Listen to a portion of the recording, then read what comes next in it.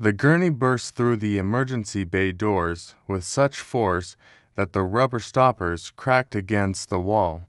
Blood pooled beneath the patient's torso, dripping in thick crimson drops that scattered across the linoleum like loose change.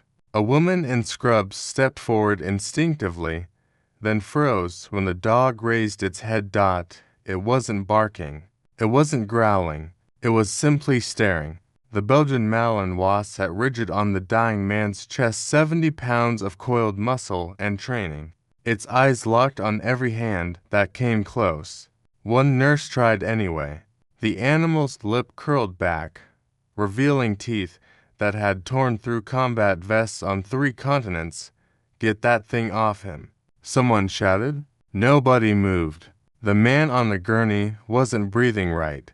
His chest rose in shallow, uneven jerks. His pulse was thready, his blood pressure dropping. He had only moments before his brain began shutting down, and the only thing standing between him and a trauma team was a dog that looked ready to rip through bone. Then Emily Carter stepped into the room. Quiet, small-framed, the kind of nurse people talked over in meetings and forgot to invite to lunch. She didn't say a word. She simply walked up to the gurney, met the dog's eyes, and held out her hand, palm down. The animal dropped to the floor as if given a direct order. Everyone in that room went still. Emily didn't look at them. She pressed her fingers to the patient's neck, checked his airway, and started barking instructions in a voice that didn't shake, didn't hesitate, didn't ask for permission. In moments she had for access. Quickly she stabilized his airway. By the time the trauma surgeon arrived, she was already 3 steps ahead. The dog sat at her feet, calm and obedient, watching her like she was the only person in the building who mattered. Someone in the back whispered, "Who the hell is she?" They were about to find out. If you want to see how this story ends, if you want to know what Emily Carter really is and why that dog obeyed her like a soldier following orders, stay with me until the very last word.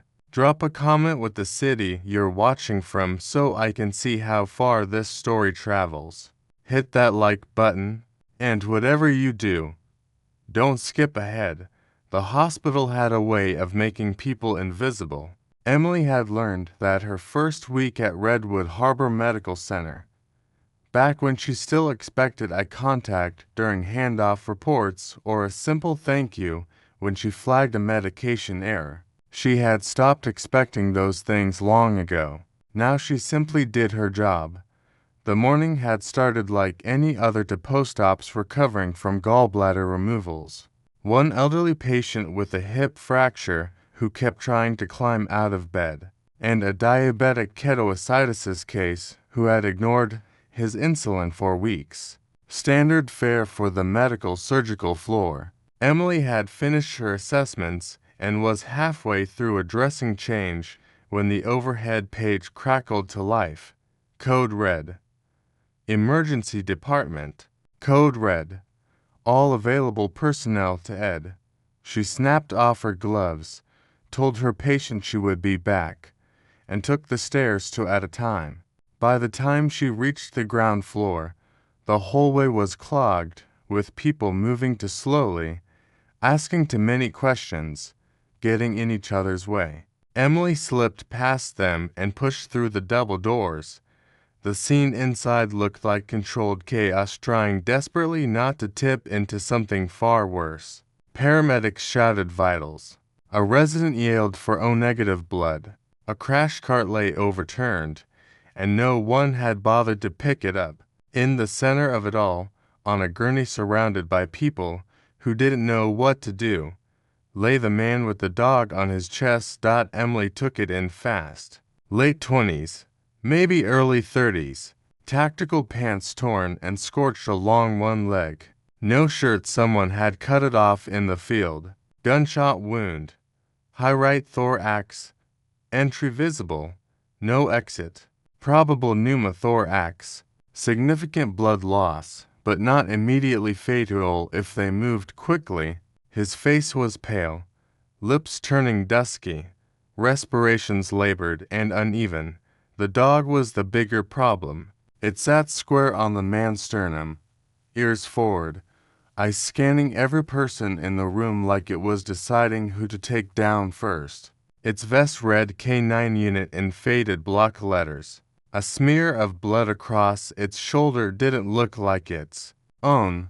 Someone get animal control, the charge nurse said. We don't have time for animal control, the trauma surgeon snapped. Dr. Raymond, Kellerman 50-something, silver hair. Ego the size of his office, was good at his job and made sure everyone knew it. Sedate the dog. With what? Someone asked. I don't care. Ketamine, propofol, whatever gets it off him. Emily stepped forward. Don't. Kellerman didn't even look at her. Excuse me. Don't sedate the dog. It won't work fast enough, and you'll only agitate it. And you are. Emily Carter. Med-surg. Great. Go back to med-surg. He turned to the resident. Get me a. Let me try. Emily said. Now he looked at her not with interest, but irritation. Try what, exactly? Talking to it. Someone laughed. Kellerman's expression didn't change. We don't have time for this. You don't have time to waste sedating an 80-pound combat dog trained to guard wounded personnel under fire, Emily said. Her voice was calm and flat, the kind of tone that didn't invite argument because it wasn't asking for permission. Let me try. If it doesn't work, you can do it your way. Kellerman studied her for a long moment. Then he stepped back and gestured at the gurney. You've got 30 seconds. Emily walked up slowly, no sudden movements, hands visible and relaxed. She didn't look at the patient or the wound, only at the dog. It tracked her, head tilting, ears swiveling. She stopped a couple of feet away and lowered herself into a crouch, eye level and non-dominant. Easy, she said. Low and steady. You did good. You kept him safe. Now it's my turn. The dog's ears flicked. Emily held out her hand, palm down, fingers loose. For a moment nothing happened. Then the animal shifted and pressed its nose to her knuckles. She stayed still, letting it scent her. The dog huffed once, then stepped off the patient's chest and sat at her feet. The room went dead silent. Emily stood and gestured to the trauma team. He's all yours. Kellerman stared at her like she had just pulled a grenade pin with her teeth, then snapped back into action. Move. Chest tube tray. To units of ONEG. Portable X-ray now. The room exploded into motion. Emily stayed where she was, one hand resting lightly on the dog's head. It leaned into her leg, panting softly, watching the doctor swarm its handler with focused intensity. A young float pool nurse named Melissa edged closer. How did you do that? Talk to it. Yeah, but it's a working dog. It knows the difference between a threat and help, Emily said. You just have to show it, which one you are. Melissa looked ready to ask more, but Kellerman's voice cut through the noise. Carter, you know anything about chest tubes? Enough. Then get over here. She moved without hesitation, the dog padding beside her like it had done this for years. Kellerman shot at a look, but said nothing. He was too focused on the patient, who was starting to crash. Systolics at 70, the resident called. Oh, to sats dropping 89 and falling. Kellerman swore under his breath. Tension pneumo. We need to decompress now. Emily was already moving. She grabbed the needle decompression kit, tore it open, and handed it to Kellerman without being asked. He positioned it and drove the needle into the second intercostal space. A sharp hiss of escaping air followed. The patient's oxygen saturation ticked up slowly at first, then faster. There we go, Kellerman muttered. He pulled the needle and prepped for the chest tube. Carter, hold pressure here. Emily pressed gauze to the site, keeping the seal tight while Kellerman worked. The dog sat a couple of feet away, perfectly still, eyes locked on its handler's face. Who is this guy? Someone asked. No ID, a paramedic said. Found him in the industrial zone off Route 9. Anonymous call. Just said there was a man down and a dog guarding him. Military? Kellerman asked. That'd be my guess. Kellerman finished inserting the chest tube, secured it, and stepped back. All right, let's get him upstairs. Full trauma series. CBC. Type and cross someone call the OR and tell them we're coming. The team moved fast. Soon the patient was stable enough to transport. The gurney started rolling toward the elevator. The dog stood up. Emily put her hand on its head. Stay. It looked at her, then at the gurney, then back at her. Stay. She repeated. The dog sat. Kellerman paused at the door and glanced back. You coming? I'll stay with the dog. We might need you upstairs. Asterisk, you've got a full team. The dog needs someone it trusts. Kellerman frowned, but didn't argue. He disappeared through the doors. The noise faded. Emily let out a long breath and crouched again, running her fingers through the dog's fur. It was matted with dirt and dried blood. A shallow cut ran along its shoulder. Let's get you checked out, she said. She led the dog to an empty exam room, found gauze and saline, and began cleaning the wound. The animal didn't flinch. It simply sat there, watching her with dark, intelligent eyes. You're a good boy, she murmured. You kept him alive. That's your job, right? No matter what. The dog's tail thumped once against the floor. Emily smiled, the first real smile she'd had in weeks. Then the door opened. A man in a dark suit stood in the doorway. Mid-40s, clean-cut, the kind of posture that said military even in civilian clothes. He glanced at the dog, then at Emily. Nurse Carter. That's me. He stepped inside and closed the door behind him. Special Agent Harlan Cross, NCIS. Emily's hands went still. NCIS. Naval Criminal Investigative Service. He nodded at the dog. That's a Navy K-9. The man upstairs is a Navy SEAL. This is now a federal matter. OK. Double quotes. Cross studied her. You handled that dog like you've done it before. I've been around working dogs. Most people freeze up. You didn't. Emily shrugged. Most people don't know what they're looking at, and you do. It wasn't a question. Emily finished wrapping the dog's shoulder and stood. Is there something you need? Agent Cross? I need to know what happened down here. Who touched the patient? Who had access to his belongings? His belongings. Cross pulled a clear evidence bag from his jacket. Inside was a small black device, looked like a camera or recorder. This was found on him. It's classified. If anyone tried to access it, nobody touched it, Emily said. We were focused on keeping him alive. You're sure? Positive. Cross didn't look convinced. I'm going to need a list of everyone who was in that room. Talk to the charge nurse. She have the log. I'm talking to you. Emily met his eyes. Why? Because the dog listened to you. That means something. It means I know how to handle animals. It means the dog recognized you. Emily's expression didn't change. I've never seen that dog before in my life. Cross held her gaze for a long moment, then slipped the evidence bag back into his jacket. If you remember anything at all, you let me know.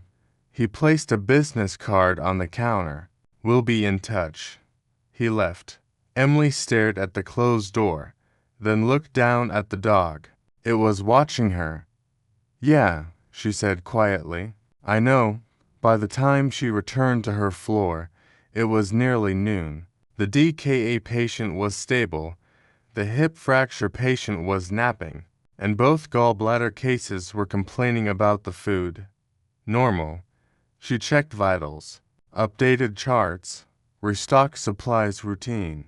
Mechanical work that usually let her mind go quiet. But it didn't stay quiet. She kept thinking about the dog, the way it had looked at her, about Agent Cross and his questions, about the camera. She was finishing a medication pass when her charge nurse appeared in the doorway. Linda Cho, early 50s. Sharp eyes, zero tolerance for nonsense. Carter. Yeah, Dr. Kellerman wants to see you. Emily frowned. What for? Didn't say.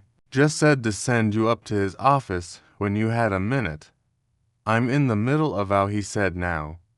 Emily set down the med cart and headed for the elevator. Kellerman's office was on the 4th floor, tucked into a corner with a view of the parking lot. The door was half open. Emily knocked anyway. Come in. She stepped inside. Kellerman sat at his desk, a stack of charts in front of him, reading glasses perched on his nose. He glanced up and gestured to the chair across from him. Sit. Emily sat. Kellerman took off his glasses and leaned back. That was impressive. What was? The dog. The chest tube assist. Staying calm under pressure. He paused. Where'd you train? County General. 2-year program. No, I mean before that. Emily kept her face neutral. Before that, I worked retail. Retail. Sporting goods. Kellerman smiled, but it didn't reach his eyes. See, that's funny, because I've worked with a lot of nurses, and none of them handle combat dogs like house pets. None of them anticipate trauma procedures before I call for them, and none of them stay that calm when a federal agent starts asking questions. Emily said nothing. So I'm going to ask you again, Kellerman said. Where'd you train? I told you. You're lying. With respect, Dr. Kellerman, my background is in my file. I don't give a damn about your qualifications, he said, leaning forward. I care about whether you're going to become a liability to this hospital. Emily's jaw tightened. I'm not a liability. Then tell me what NCIS wanted. To ask about the patient. And I told them what happened. That's it. Kellerman studied her. You know what I think. I think you've got a past you're not talking about. I think that dog recognized you because you've worked with dogs like that before. And I think whatever's on that camera, whatever that SEAL was carrying, is connected to you somehow. Emily stood. Are we done? No. Kellerman stood too? You're a good nurse, Carter. I'll give you that. But good nurses don't bring federal investigators to my head. So here's how this is going to work. You're going to stay away from that patient. You're going to stay away from that dog.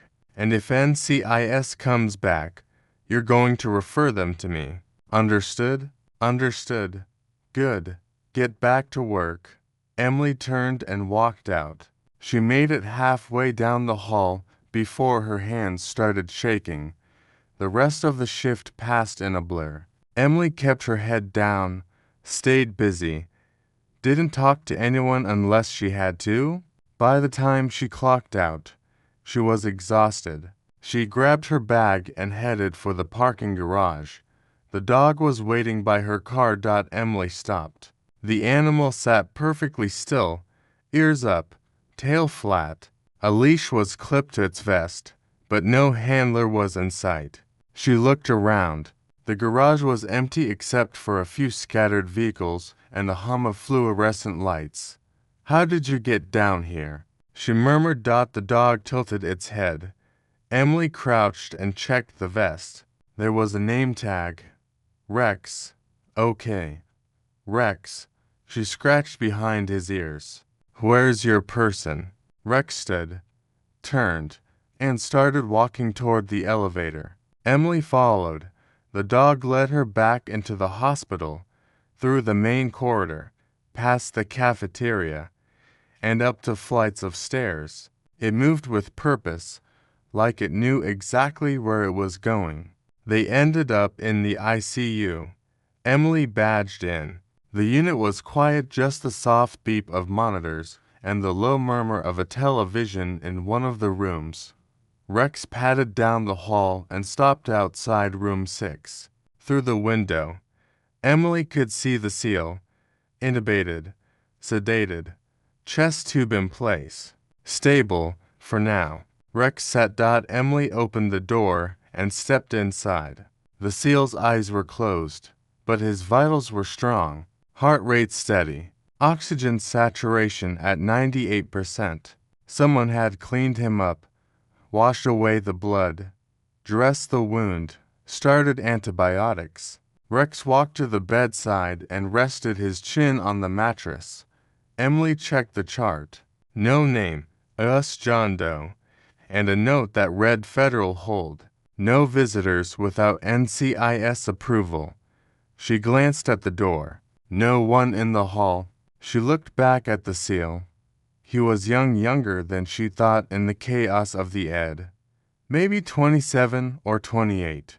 Dark hair, strong jawline, an old scar along his left temple. His hands were calloused, knuckles scarred. Fighter's hands. Rex whined softly. Emily rested her hand on the dog's head. He's going to be okay. You did your job.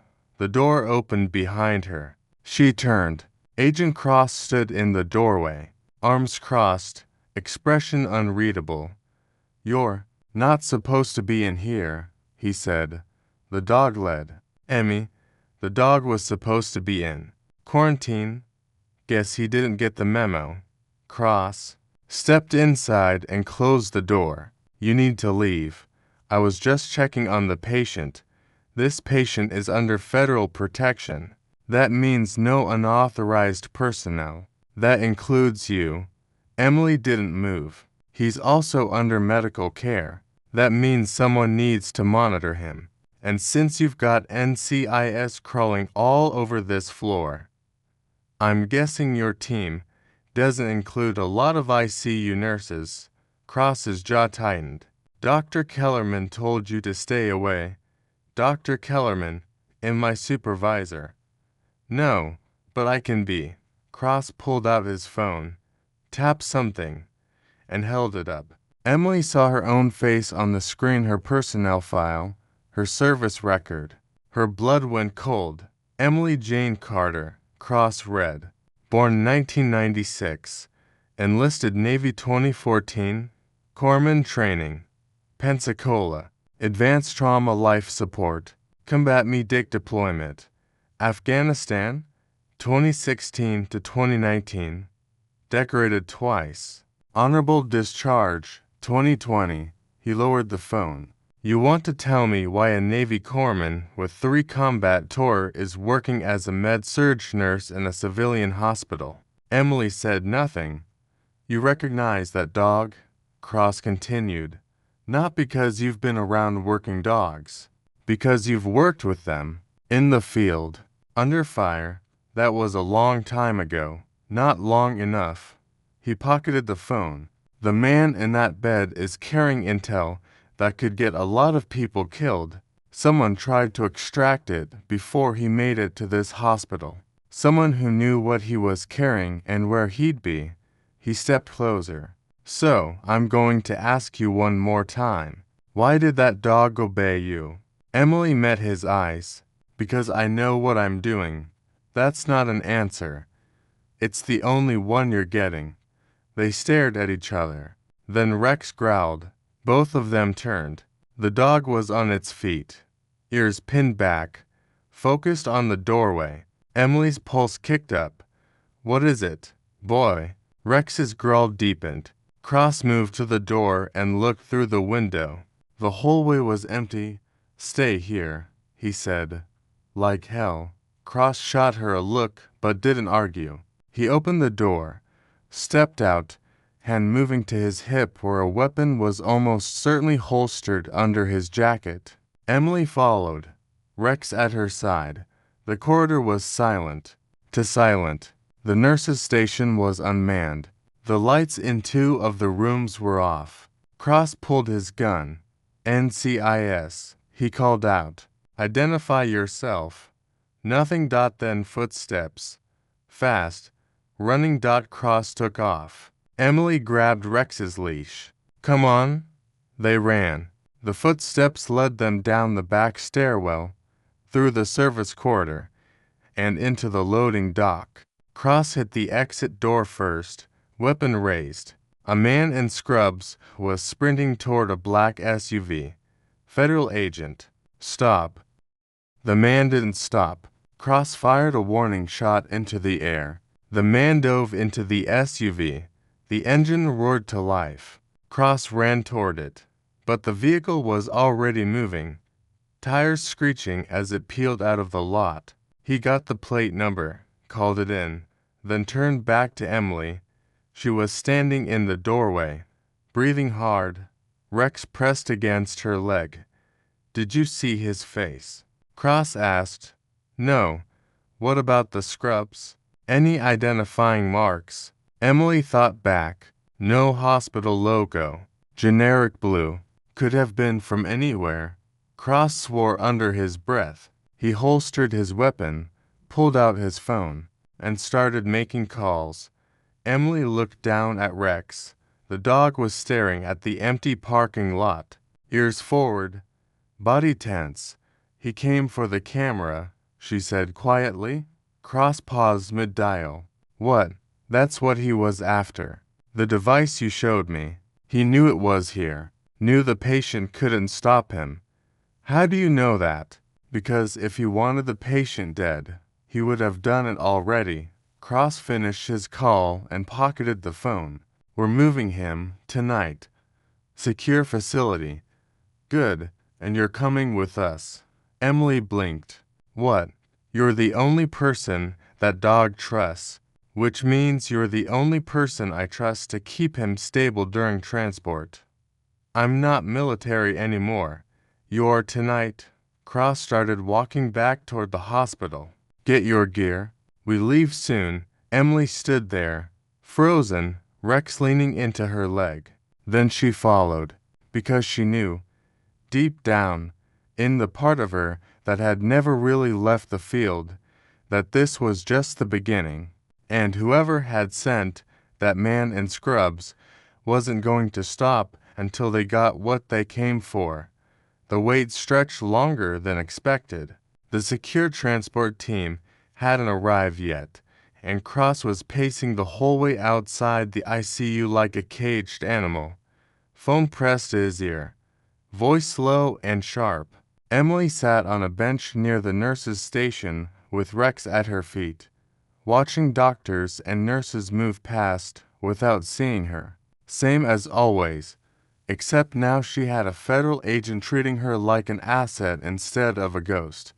Her locker on the 4th floor held a change of clothes, her wallet, and a protein bar she'd forgotten to eat days ago. Nothing she needed for whatever Cross had planned. She'd gone into combat zones with less notice and fewer supplies, but that was a different life, one she'd worked hard to leave behind. Rex's head lifted, ears forward. Emily followed his gaze. A woman in a white coat was walking toward them. Dr. Vanessa Ortiz, head of critical care. Sharp, no-nonsense, the kind of doctor who could intubate someone in a moving ambulance and still have time to lecture a resident about sloppy charting. She stopped in front of Emily, arms crossed. You're Carter? Yes, ma'am. Kellerman says you're off rotation effective immediately. Emily's stomach dropped. What? He called me a little while ago. Said you're reassigned to federal duty until further notice. Ortiz's expression didn't change. Didn't ask. Just told me. So now I'm down a nurse and I've got NCIS agents camped out in my unit like it's a forward operating base. I didn't ask for this. I know. Ortiz glanced at Rex. then back at Emily. But you're involved now. So, do me a favor and don't get yourself killed. I've got enough paperwork as it is. She walked away before Emily could respond. Cross appeared a moment later, pocketing his phone. We're rolling soon. There's a convoy coming in through the south entrance. You'll ride in the second vehicle with the patient and the dog. Where are we going? Classified. For how long? As long as it takes. Emily stood. I need to make a call. No calls. I have a shift tomorrow. Not anymore. Cross started walking. Your supervisor's been notified. Your shifts are covered. Anything else you need handled, it gets handled later. Emily grabbed her bag and followed, Rex matching her stride. You can't just pull me out of my life because a dog likes me. I can. And I did.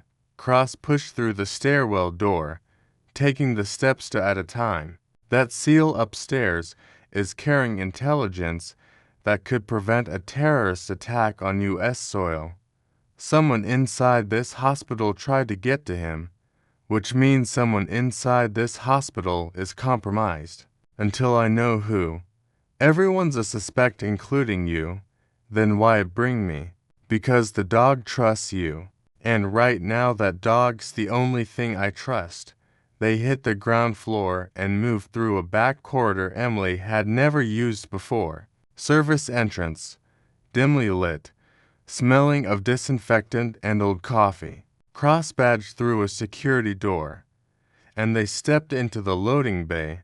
3 black SUVs idled in the shadows, exhaust curling in the cold night air. Armed agents in tactical gear stood at intervals, scanning rooftops, checking sight lines. This wasn't a transport, it was an extraction.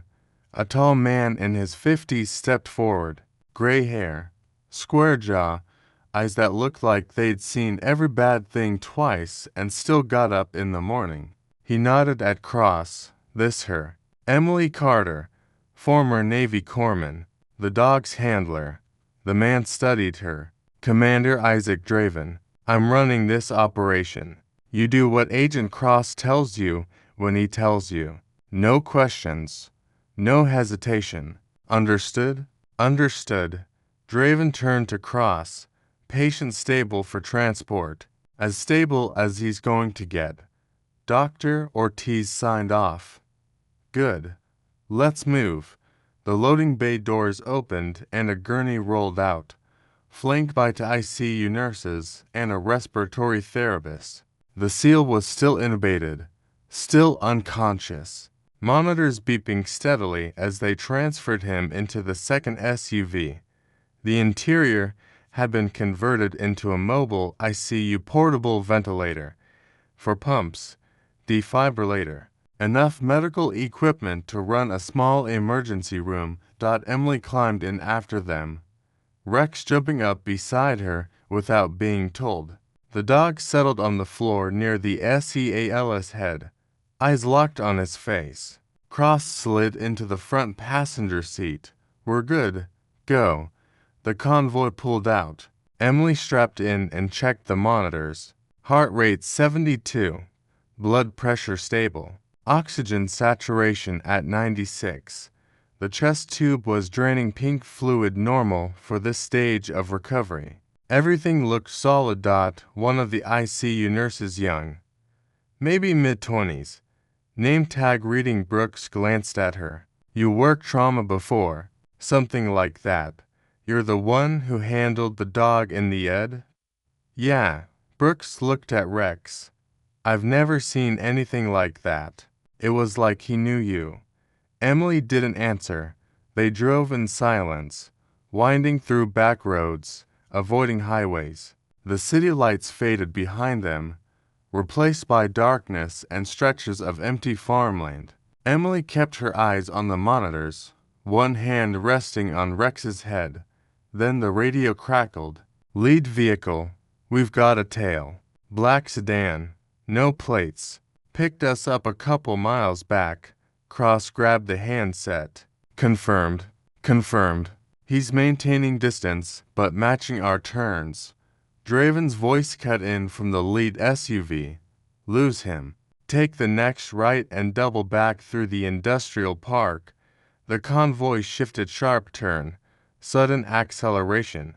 Emily braced herself as the SUV lurched. The monitors swing but holding steady. Brooks grabbed the forepole to keep it from tipping. Still on us. The driver reported. Cross swore under his breath. How many vehicles? Just the one. Wait, no. Second vehicle joining from the east. Great pickup. Draven's voice went cold. They're boxing us in. All units. Evasive maneuvers. Do not engage unless fired upon. The SUV swerved hard, throwing Emily against the side panel. Rex shifted his weight, staying balanced, eyes never leaving the seal. We've got a problem, the driver said. Roadblock ahead, 2 trucks parked sideways. Ram it, Draven ordered. Sir, ram it. The lead vehicle surged forward. Emily heard the impact, metal shrieking, glass shattering, and then they were through, debris scattering across the road. The second SUV followed, bouncing over wreckage. Emily's head slammed into the seat back hard enough to make her vision blur. Brooks was pale, hands shaking. What the hell is happening? Stay focused, Emily said. Keep that IV line secure. Gunfire erupted behind them. The rear window spider-webbed but didn't shatter bulletproof glass. The driver floored it, the engine roaring as they pulled ahead. Lead vehicle's been hit. Someone reported. Front tires blown. We're losing speed. Draven didn't hesitate. Transfer to vehicle 2. Move. The convoy screeched to a halt. Doors flew open. Emily saw agents pouring out of the lead SUV, weapons drawn, laying down suppressing fire. Draven and 2 others sprinted toward Emily's vehicle and piled in. Go, go, go. The driver didn't need to be told twice. They peeled out, leaving the damaged SUV and the third vehicle behind to hold off the pursuit. Emily checked the seal. His vitals had spiked, heart rate climbing, blood pressure rising. Stress response, even unconscious. She adjusted the sedation drip, kept her voice calm. You're okay. We've got you. Rex whined. Draven twisted in his seat. How's the patient? Stable for now. For now doesn't cut it. Then stop slamming us into roadblocks. Draven's jaw tightened, but he didn't argue. Cross was on the radio, coordinating with whoever was still behind them. Status. 3 hostiles neutralized. 1 vehicle disabled. The rest broke off. Where's the gray pickup? Silence. Then, unknown. Lost visual. Find it. The SUV took another sharp turn, this time onto a gravel road that cut through dense woods. The headlights swept over trees, broken fences, an old barn collapsing under its own weight. Middle of nowhere. Perfect place for an ambush. Emily's pulse was steady, hands steady. She'd been here before in convoy vehicles taking fire in Kandahar, in medevac choppers struggling to stay airborne while insurgents lit up the sky. This wasn't new. It was just louder. The gravel road opened into a clearing. A helicopter sat in the center, rotors already spinning. Side door open. That's our ride, Draven said.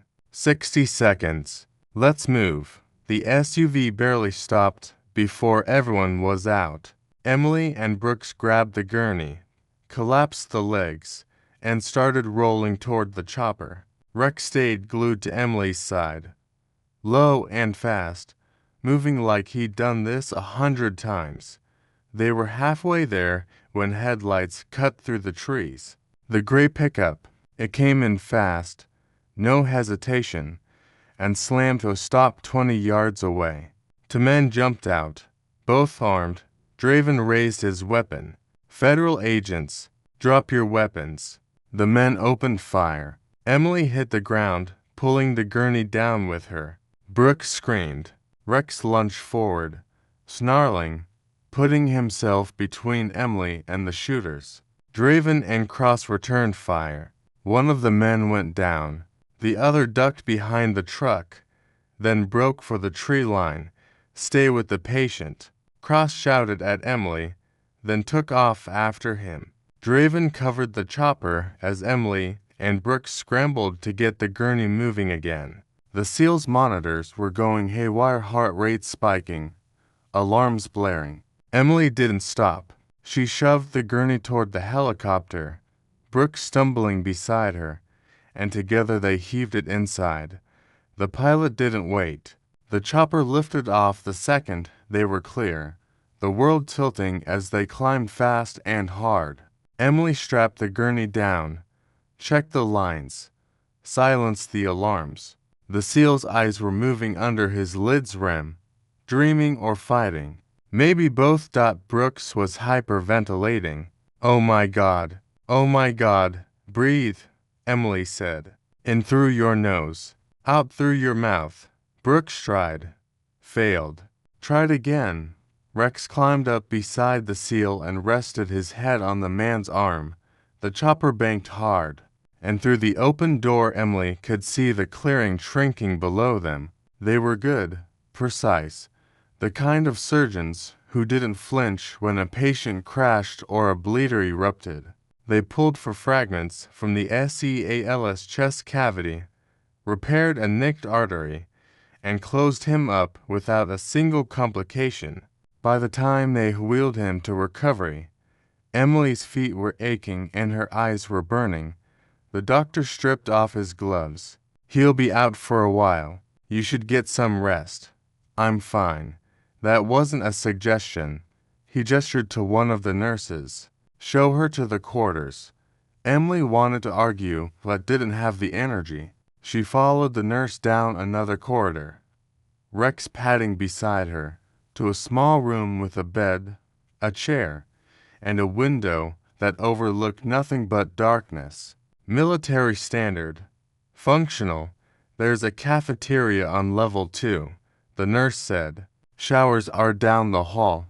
Someone will come get you when the patient wakes up." "Thanks." The nurse left. Emily sat on the edge of the bed, pulled off her shoes, and stared at the wall. Her hands were steady, her pulse normal, but inside everything felt like it was vibrating at the wrong frequency. Rex jumped onto the bed and curled up next to her. She ran her fingers through his fur. "You miss him?" The dog's tail thumped once. "Yeah, me too." She didn't know who she was talking about. Emily woke to someone knocking. She sat up, disoriented, and checked her watch. 4 in the morning. She'd been asleep for maybe 90 minutes. The door opened. Cross stepped in, looking like he hadn't slept at all. "He's awake." Emily was on her feet before he finished the sentence. They walked back to recovery. The SEAL was propped up at a 45-degree angle, intubation tube removed, oxygen mask in place.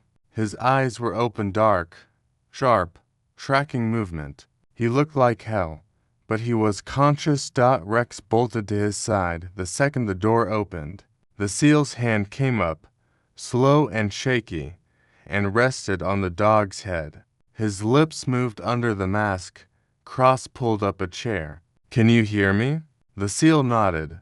"I'm Special Agent Harlan Cross, NCIS. You were ambushed and left for dead. Do you remember?" Another nod. "Do you remember what you were carrying?" The SEAL's eyes flicked to Emily, then back to Cross. He pulled the oxygen mask down. His voice was rough, barely more than a whisper. "Camera. Encrypted. We have it. It's secure." "No." The SEAL coughed, winced, forced the words out. "Backup. Hidden." Cross leaned forward. "Where?" The SEAL's hand moved to Rex's vest. He fumbled with a seam near the chest strap, fingers clumsy, and pulled out a small USB drive wrapped in waterproof fabric. Cross took it. What's on this? Everything. The SEAL's eyes closed. Names, locations, proof. Proof of what? Trafficking ring, weapons, black market, commands compromise. The room went dead silent. Cross's jaw tightened. Who? The SEAL's breathing was labored. Don't know. Ranks high. Flag officer? Emily's blood went cold. Flag officer meant admiral, someone at the top of the chain. Cross stood. I need to make a call. He left. Emily moved to the bedside and checked the monitors. The SEAL's vitals were stable, but his oxygen saturation was dipping. She adjusted the flow, made sure the mask was sealed. The SEAL opened his eyes again and looked at her. You were there, he said. Ed? Yeah, you knew what to do. I've done it before. He studied her face. Corman, a long time ago. Not that long. He coughed again, harder this time, and Emily raised the head of the bed another few degrees. Thanks. Don't thank me yet. You've still got a long recovery. I've had worse. I believe it. Rex nudged the SEAL's hand. The man smiled, just barely, and scratched behind the dog's ears. Good boy. You kept me alive. He did his job. So did you. Emily didn't know what to say to that. The door opened. Cross came back in, phone in hand, expression grim. We've got a problem, he said, that drive's encrypted with military-grade protection. We can't crack it here. We need to move it to Fort Meade. Let an SA handle it. How long? The SEAL asked. 48 hours. Maybe less. They'll come for it. I know. Cross looked at Emily. Which is why we're locking this place down. No one in, no one out. Full security protocol. Emily frowned. What about the hospital? You've got nothing, Cross said. You're here until this is over. You can't just... I can, and I am. He pocketed the phone. Get some rest, both of you. We're going to need it. He left again. The SEAL looked at Emily. He always like that. I've known him for a few hours. So far.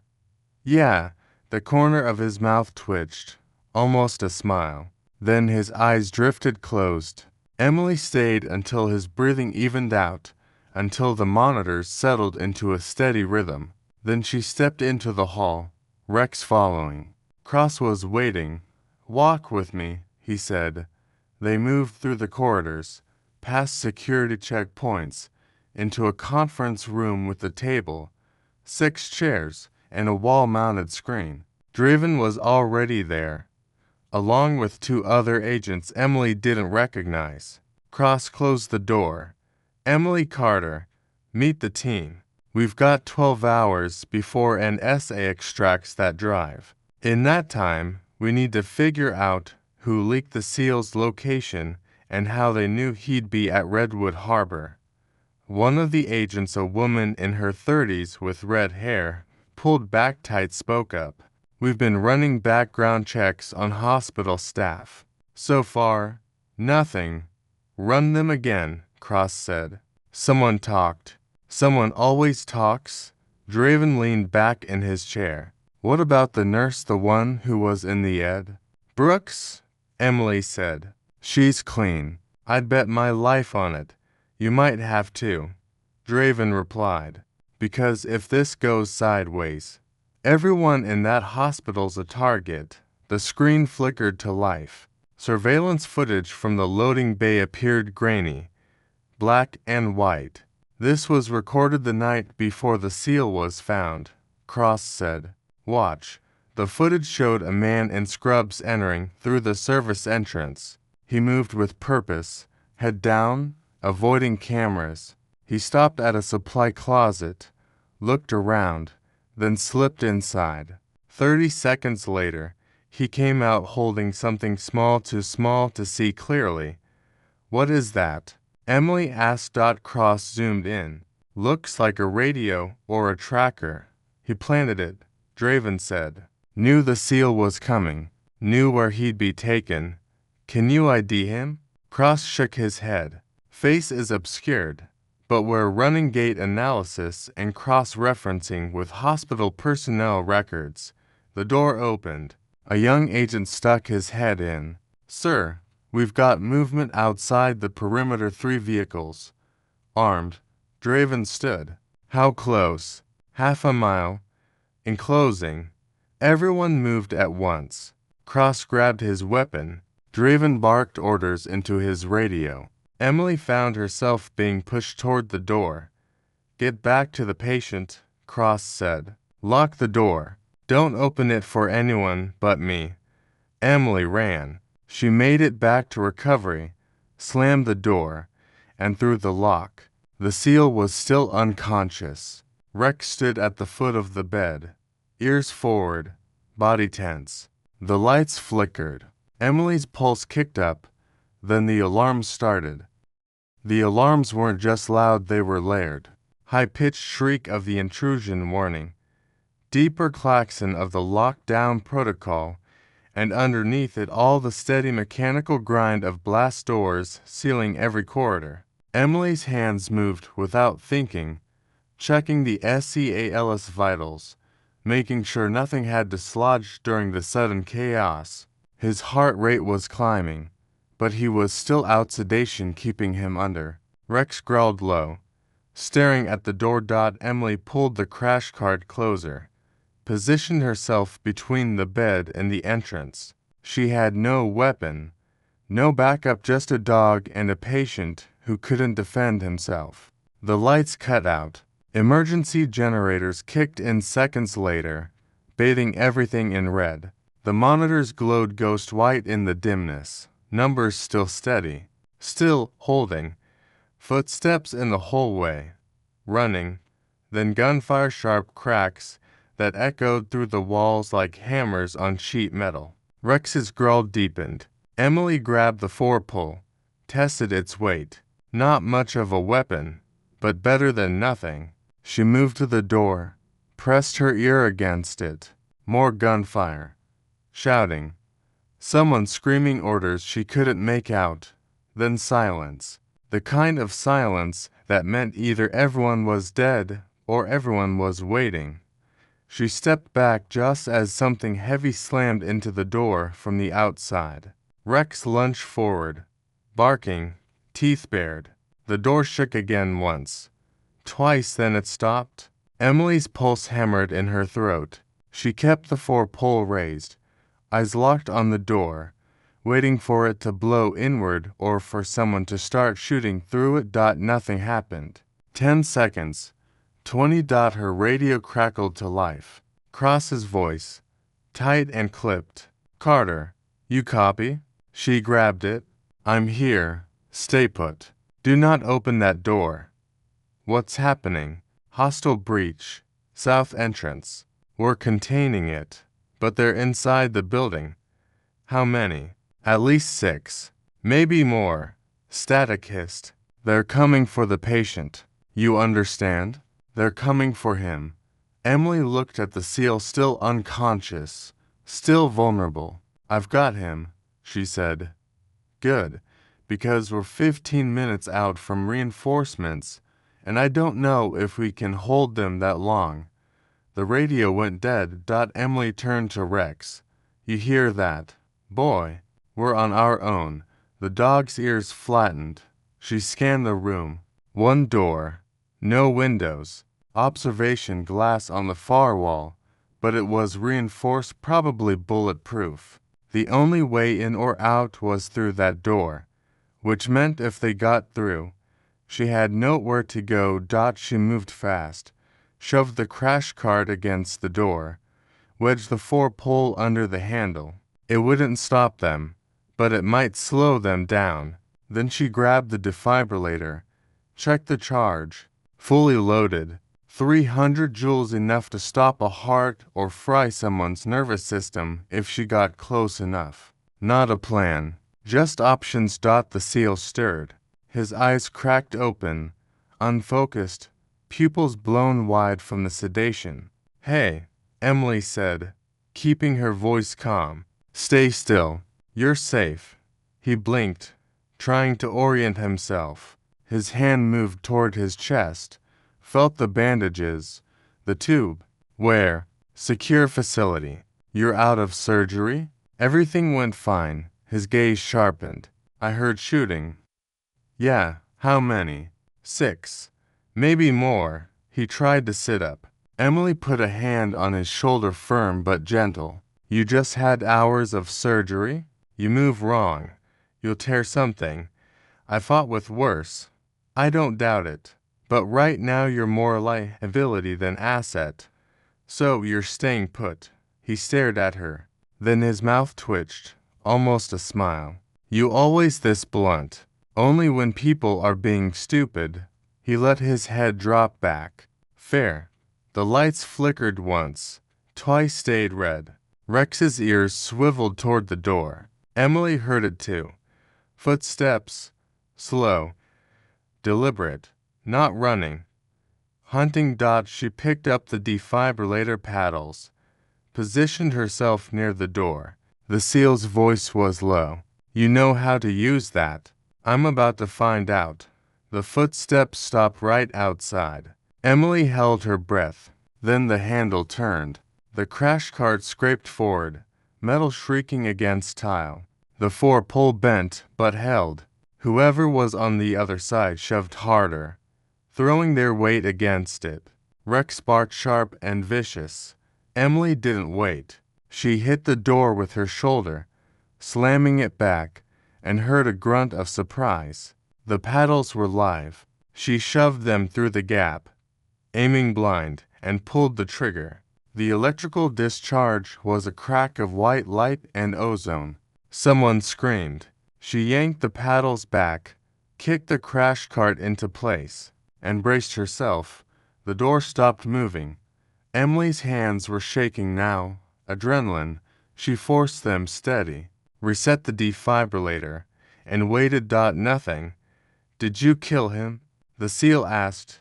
I don't know. If you didn't, he's getting back up. Then I'll hit him again.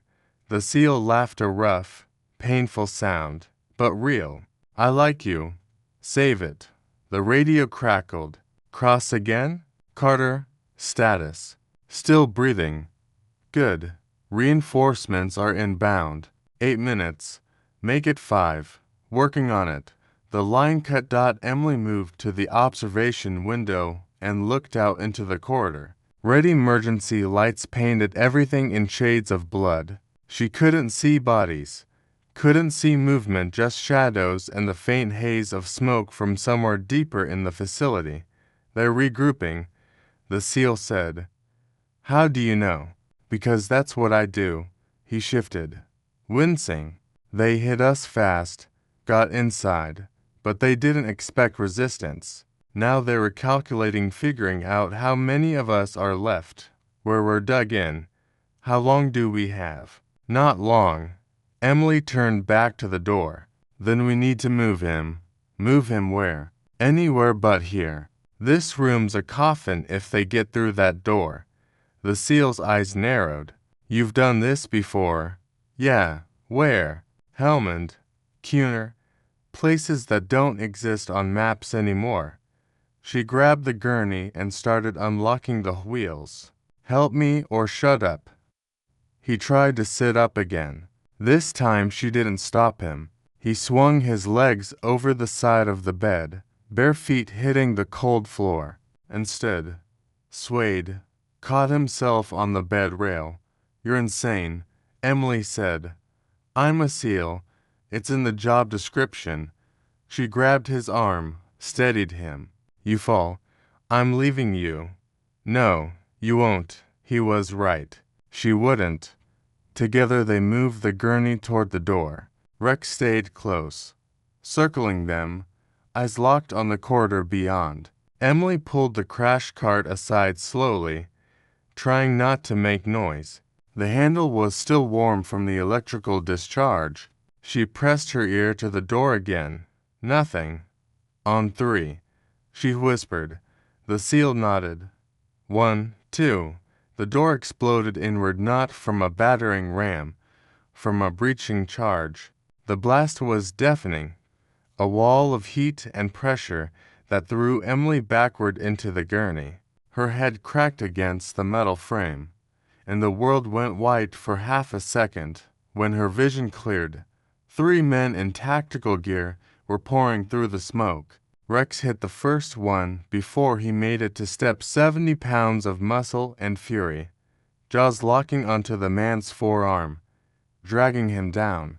The man screamed, tried to shake the dog off, and Rex tore harder. The second man raised his weapon. The seal moved faster than someone post-surgery had any right to move. He grabbed the defibrillator paddles from Emily's hand and drove them into the man's chest. The discharge sent him convulsing to the floor. The third man aimed at the seal. Emily was already moving. She grabbed the forepole from the wreckage of the crash cart and swung it like a bat, catching the man across the side of the head. He staggered, blood streaming from his temple, and she hit him again. He went down hard. The room was chaos, smoke, alarms. Rex still had the first man pinned, snarling, shaking him like a rag doll. The seal was leaning against the wall, breathing hard. One hand pressed to his chest where the bandages were already staining red. "You're bleeding," Emily said. "I'm fine." "You're not." I said I'm fine. She didn't argue. No time. She grabbed Rex's collar, pulled him off the man who wasn't moving anymore, and checked the corridor. "Clear, for now. We move, now." The seal pushed off the wall, grimaced, and followed. They made it maybe 30 feet before the shooting started again. Cross and Draven were pinned down at the end of the corridor, returning fire from behind an overturned equipment cart. 2 more hostiles were advancing from the opposite direction, closing the gap. Emily pulled the seal into a side room and slammed the door. Break room, coffee maker, table, chairs. Nothing useful. "We're trapped," she said. "Not yet." The seal was scanning the room, eyes sharp despite the pain. He pointed to a vent near the ceiling. "That leads to the mechanical corridor. We can get around them. You can't climb. Watch me." He dragged a chair over, climbed onto it, and started prying at the vent cover. His hands were shaking. Blood was dripping onto the chair, but he got it open. Emily boosted Rex up first. The dog hesitated, then crawled into the duct. The seal went next, slower, every movement pulling at his stitches. Emily heard him bite back a curse as he hauled himself inside. Then it was her turn. The duct was narrow, dark, hot. She crawled forward, following the sound of Rex's claws scraping metal. Behind her, she heard the door to the break room slam open, heard voices shouting. They went into the vents, then follow them. Emily crawled faster. The duct branch left, and she took it. Rex ahead of her, the seal somewhere behind. Her shoulders scraped the sides, her knees screaming against the metal. The duct opened into a larger maintenance corridor. Emily dropped down first, caught Rex, then turned to help the seal. He was pale, sweating. The bandages were soaked through now. "You need a hospital," she said. "I'm in a hospital, a real one." After what?" "After we finish this." Footsteps echoed from somewhere above. They were in the ducts now, closing in. The seal grabbed her arm. "Listen to me. That drive I gave Cross, it's not just evidence. It's names, locations. If they get it, people die. A lot of people. So, we make sure they don't get it." "How?" Emily looked around. They were in a mechanical room. Pipes, generators, control panels, an access terminal on the far wall. "Can you use that?" she asked, pointing. The seal moved to it, fingers flying over the keyboard. "It's networked, linked to security. Can you lock them out?" "I can try." He worked fast, typing commands, bypassing protocols. 30 seconds later, the overhead lights shifted from red to white. The alarms cut off mid-shriek. "What did you do?" Emily asked. "Rerouted the system. Locked every blast door between here and the server room where they're holding the drive." He pulled up a security feed. "Cross and Draven are clear. Hostiles are trapped on level 2. For how long?" "Not long. They'll cut through eventually." He straightened, winced, and nearly fell. Emily caught him. "Okay, that's it. You're done." "I'm not. You're bleeding out. Sit down before you pass out." He didn't argue this time, just slid down the wall and sat, head tilted back, breathing shallow. Emily tore a strip from her scrubs and pressed it to the worst of the bleeding. "Hold this. Don't move. Where are you going?" "To get help." She stood, Rex at her side, and moved to the access terminal. The security feed showed Cross and Draven making their way toward the server room. No hostiles in sight. Yet. She grabbed the radio. "Cross, you copy?" "Static, Cross." More static. Then his voice, faint. "Carter, I've got the patient. He's stable, but he needs a medic." "Where are you?" "Maintenance corridor. Level 3. Near the east stairwell." "Stay there. We're coming to you." "Negative. Get that drive out." "We'll hold position." "Carter, that's an order." "Agent Cross." Silence. Then, "Copy." Emily turned back to the seal. His eyes were closed, but he was still breathing. Rex pressed against his side, keeping him warm. She checked the security feed again and froze. One of the feeds showed the hospital loading bay, the same one from the surveillance footage Cross had shown her, and standing in the center of it, talking to two men in tactical gear, was someone she recognized. Dr. Raymond Kellerman. Her stomach dropped. She zoomed in, hand shaking. It was him, no question, talking, gesturing, giving orders. He wasn't a victim. He was the leak. Emily's mind raced. Kellerman had access to everything: patient records, transport schedules, security protocols. He would have known the seal was coming, known where he'd be taken, known how to get to him. And he'd sent Emily away, reassigned her, tried to keep her out of it because she was the one variable he couldn't control. She grabbed the radio. "Cross, listen to me. It's Kellerman. Dr. Kellerman from Redwood Harbor. He's the leak." No response. "Cross." The radio crackled, then a different voice, smooth, familiar, cold. "Hello. Emily. Kellerman." Her blood turned to ice. "You've been very resourceful," he continued, "more resourceful than I anticipated. But it's over. We have the server room, we have the drive, and in about 60 seconds, we'll have you." Emily looked at the security feed. The blast doors were opening, one by one, override codes being entered remotely. "Why?" she asked. "Because some secrets are worth more than lives." "Emily, you of all people should understand that." "I understand you're a traitor. I'm a pragmatist, and you're in my way." The line went dead. Emily turned to the seal. "We need to move." He opened his eyes. "Can't. You have to. I'll slow you down." "I don't care." She hauled him to his feet. Rex moved to his other side. Together they stumbled toward the stairwell. Every step was agony for him. She could see it in his face, the way his breath hitched, but he kept moving. They made it to the stairs and started climbing one floor, two. Behind them, doors were slamming open, voices shouting, getting closer. The seal's legs gave out on the third floor landing. Emily caught him, but his weight was too much. They both went down. "Go," he said. "Take Rex. Get out." "Shut up." "Emily," I said, "shut up." She grabbed his arm, draped it over her shoulder, and heaved.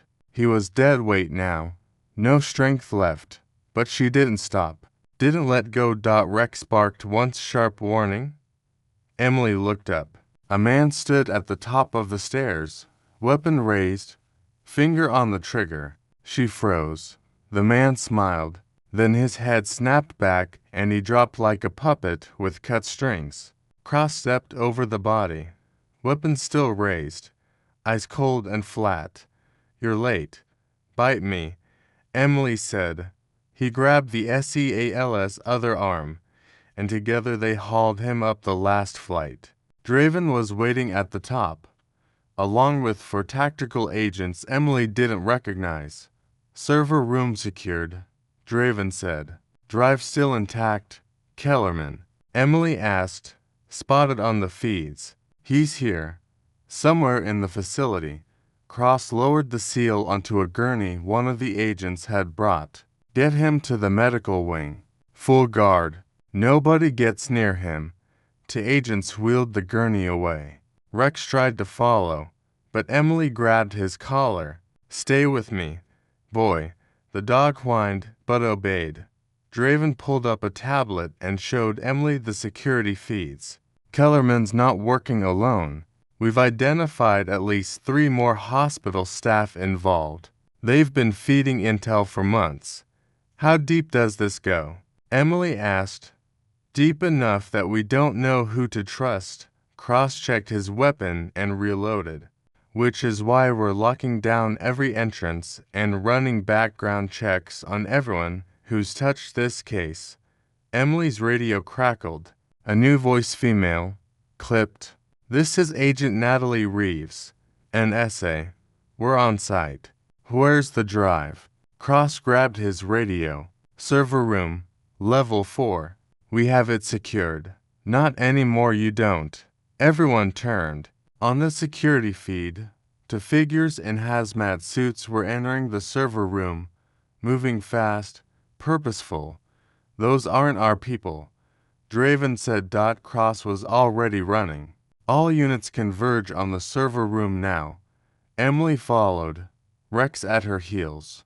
They hit the stairs at a full sprint, boots pounding concrete, taking corners without slowing. The server room was 2 floors up and on the opposite side of the building. They weren't going to make it in time. Cross knew it too. He grabbed his radio mid-stride.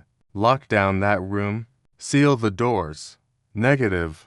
Someone replied. Override codes are active. Doors won't respond. Then cut the damn power. We cut power. We lose the data. Cross swore viciously, but didn't slow down. They reached the server room 60 seconds too late. The door was open. The 2 figures in hazmat suits were gone, and the drive sitting on a workstation in a clear evidence bag was missing. Draven slammed his fist into the wall.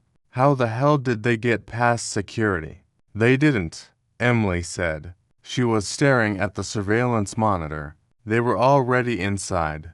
The feed showed the 2 figures removing their hazmat suits in a maintenance closet 3 floors down.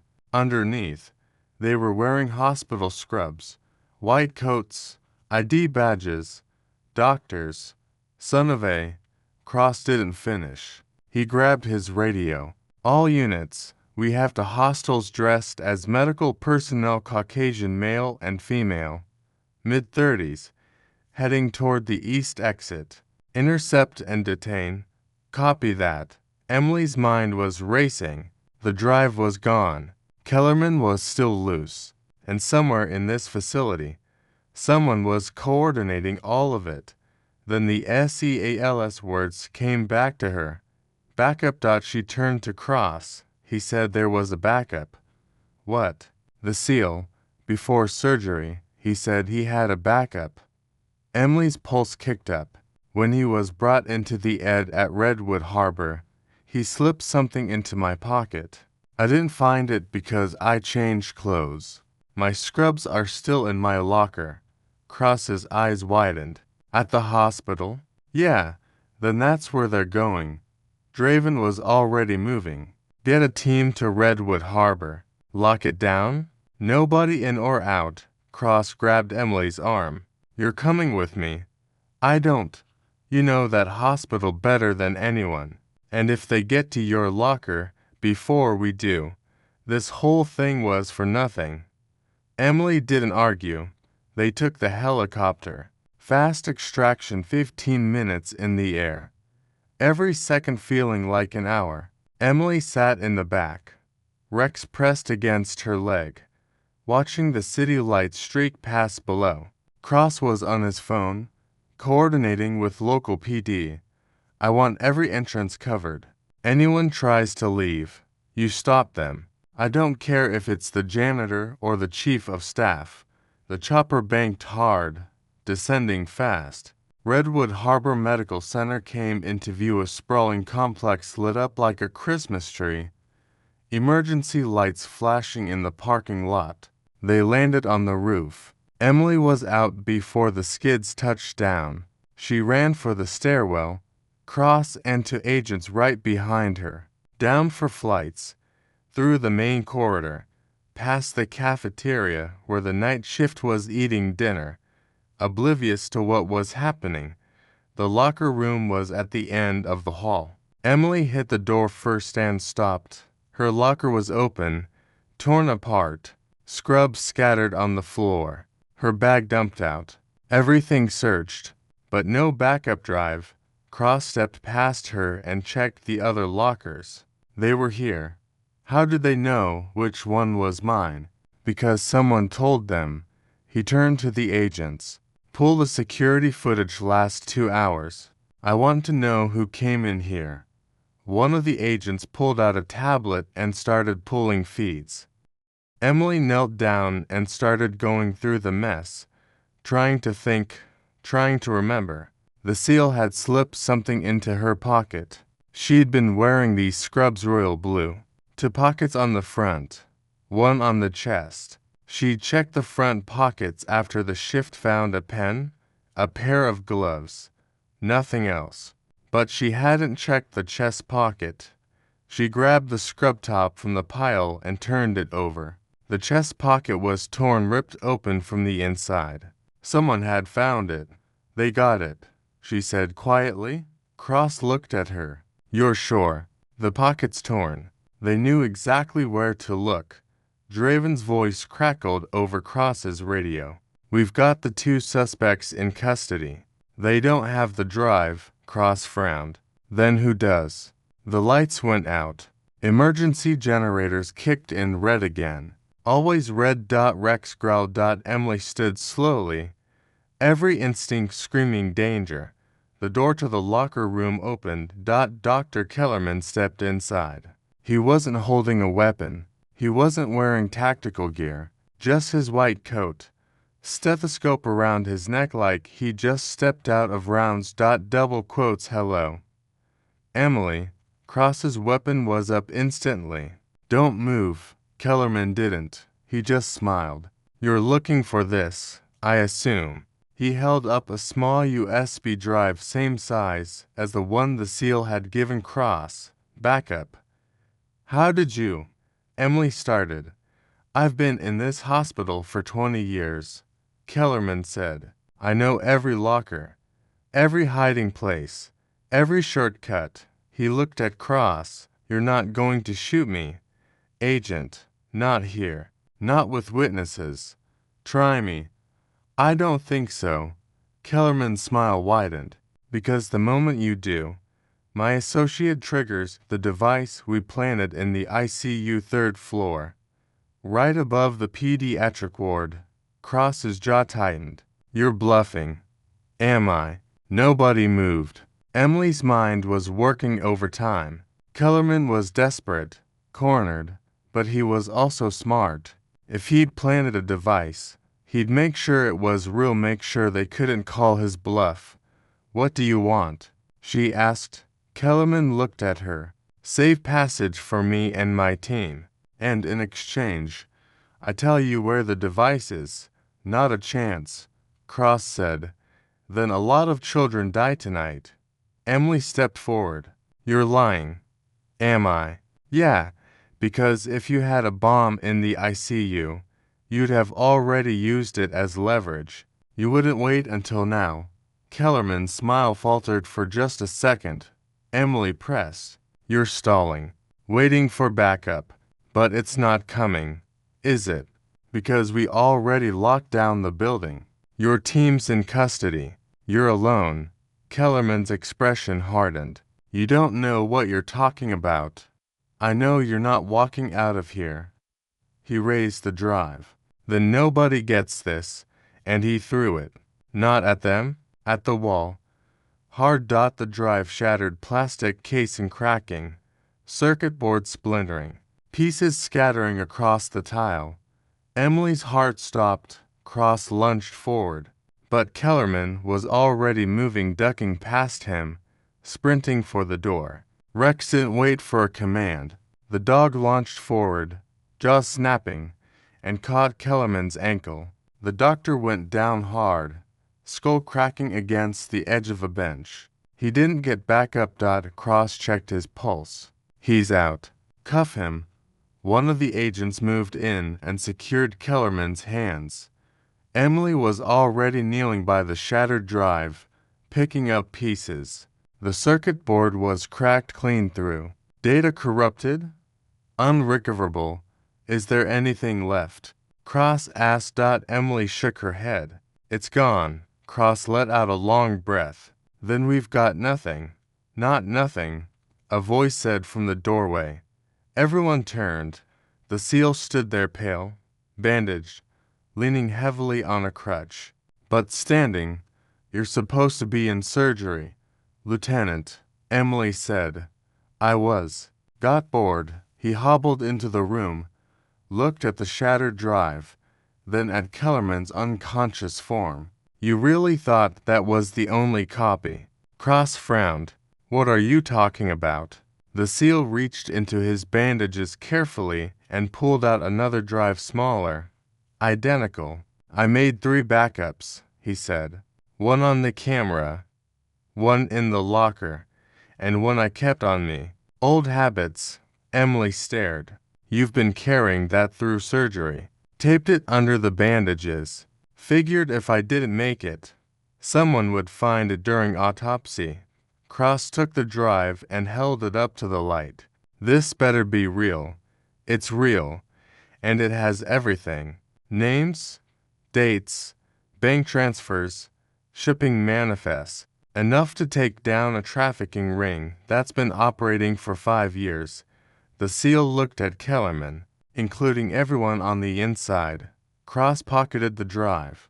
Then let's finish this. They took Kellerman into custody, secured the hospital, and ran the data.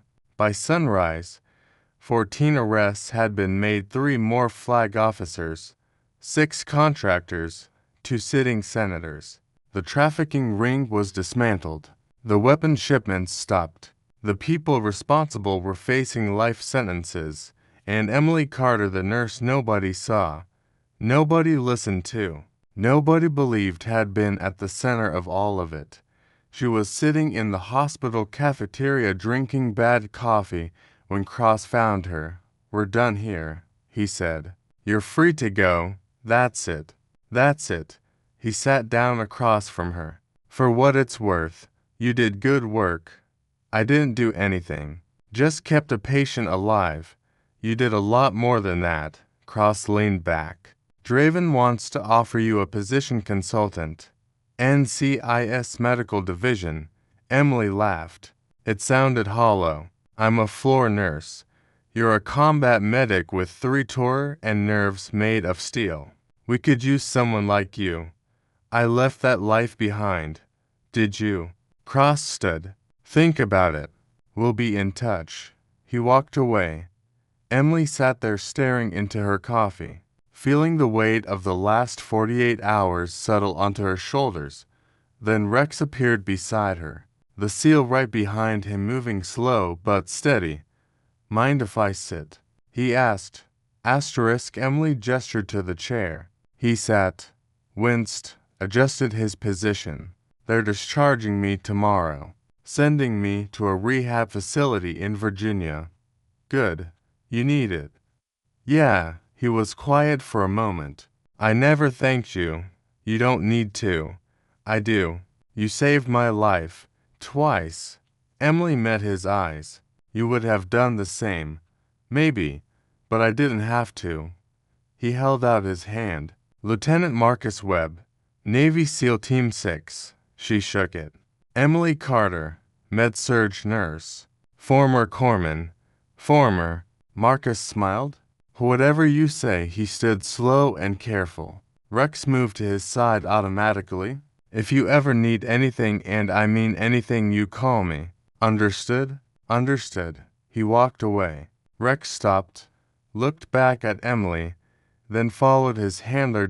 Emily finished her coffee, stood, and stretched.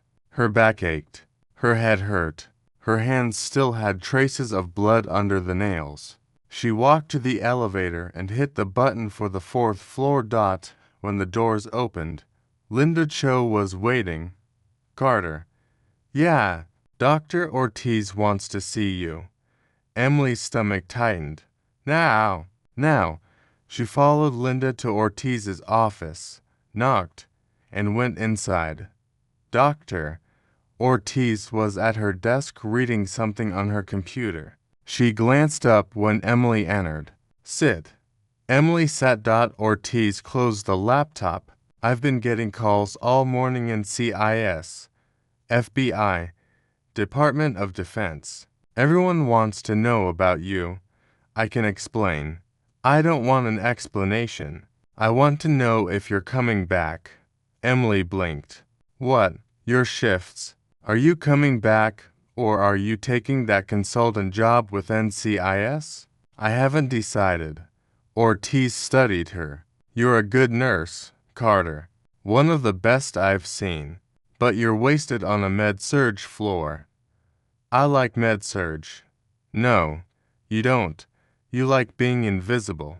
There's a difference. Ortiz leaned forward. Whatever you did before you came here, whatever you're running from, it's still part of you. You can't shut it off just because you changed your scrubs. Emily didn't answer. So here's what I'm offering, Ortiz continued. I'm creating a new position, trauma liaison. You'd work between ed and critical care, handling high acuity cases, coordinating with law enforcement when needed. It's not a desk job. It's not hiding. It's using what you know to save lives. Why me? Because you just took down a trafficking ring while keeping a dying SEAL alive under fire. I'd say that qualifies you. Emily sat back. I need to think about it. You've got 24 hours. After that, the offer expires. Ortiz turned back to her computer. Emily stood and walked to the door. Carter. She turned. Whatever you decide, Ortiz said. Don't let fear make the choice for you. Emily left. She walked through the hospital, past the ed, past the ICU, past the room where it had all started. Her phone buzzed. A text from Cross. We found something else on the drive. You need to see this. Attached was a photo, a document, military record. Her military record, with a note attached, targeted for elimination. High-value witness. Do not engage. Emily's blood ran cold. They hadn't just been after the SEAL. They'd been after her, too. Emily stared at the document on her phone. Her own face stared back from the military ID photo, younger, harder, wearing desert camo and a 1,000-yard stare. The note beneath it was typed in clinical, bureaucratic language, but the message was clear. She'd witnessed something years ago that someone very powerful wanted erased. She forwarded the image to Cross without a message and pocketed the phone. The hallway felt different now. Every doctor who passed could be watching her. Every orderly could be reporting back. She'd spent months trying to disappear into these walls, and now she realized she'd never been invisible at all. She'd been marked. Her feet carried her to the staff parking garage on autopilot. She needed air, needed space to think. The concrete structure was cold and mostly empty at this hour, just a scattering of night shift vehicles and the hum of fluorescent lights. Her car was on the third level. She was halfway there when footsteps echoed behind her. Emily stopped and turned. A woman in a pantsuit stood 20 feet back. Early 40s, blonde hair pulled into a tight bun. The kind of posture that screamed federal agent even without the badge clipped to her belt. Emily Carter. Depends who's asking. The woman held up credentials. Special Agent Natalie Reeves. An essay. We spoke on the radio earlier. Emily remembered the voice that had announced the breach in the server room. What do you want? To talk. Somewhere private. Preferably not a parking garage. I'm done talking to federal agents today. I understand. But this isn't about what happened tonight. Reeves closed the distance slowly, hands visible, non-threatening. It's about what happened years ago. Cunard Province. Operation Red Line. Emily's blood went cold. She hadn't heard that operation name spoken aloud since her debriefing. It was classified, buried, redacted from every official record. I don't know what you're talking about, Emily said. Double quotes. Yes, you do. You were the medic attached to the team that went in after the hostages. 3 SEALs, for rescued civilians, and 1 dead CIA officer who wasn't supposed to be there. Emily's jaw tightened. That's classified. It was, until someone started digging through old files, looking for leverage. Reeves pulled out a tablet and turned it to show Emily. This is the same trafficking ring Lieutenant Webb uncovered. They've been operating for years, moving weapons through Afghanistan, Syria, Yemen, selling to the highest bidder. And years ago, one of their shipments was intercepted by a CIA officer named Daniel Brennan. Emily knew the name. She'd tried to save him, watched him bleed out in a desert compound while insurgents fired through the walls. Brennan found proof. Reeves continued. Documents. Financial records. He was going to blow the whole thing open. But before he could extract, someone tipped off the insurgents. The compound was hit. Brennan died, and the documents disappeared. What does this have to do with me? Because you were there when Brennan died. You were the last person he spoke to. Reeves stepped closer. And according to intercepted communications we just decrypted from Webb's drive, someone thinks Brennan passed those documents to you before he died. Emily shook her head. He didn't. I believe you. But they don't.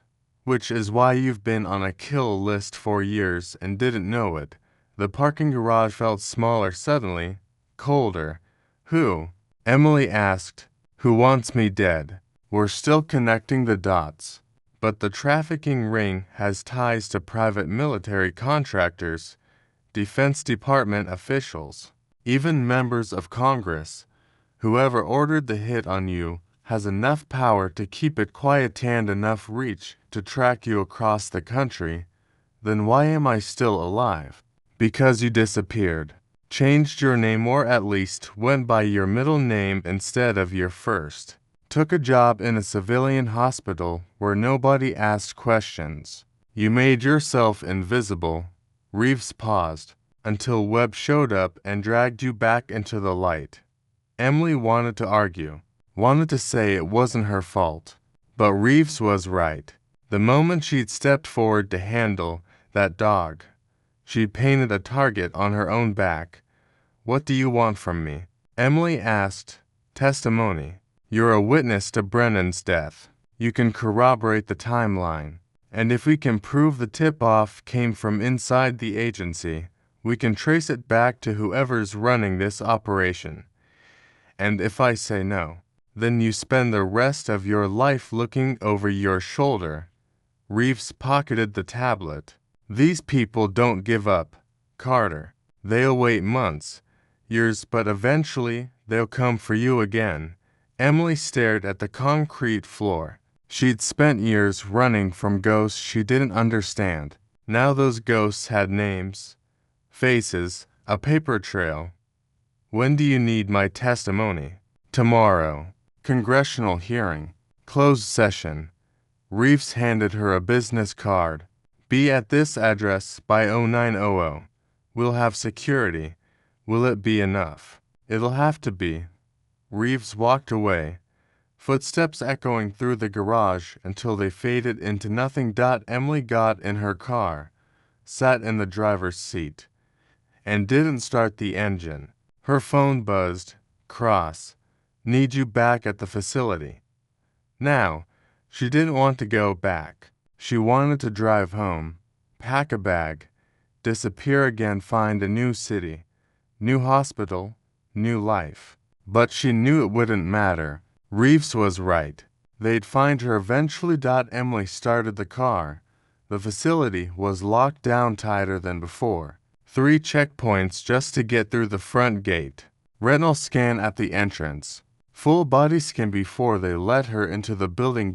Cross was waiting in the conference room with Draven and the people Emily didn't recognize.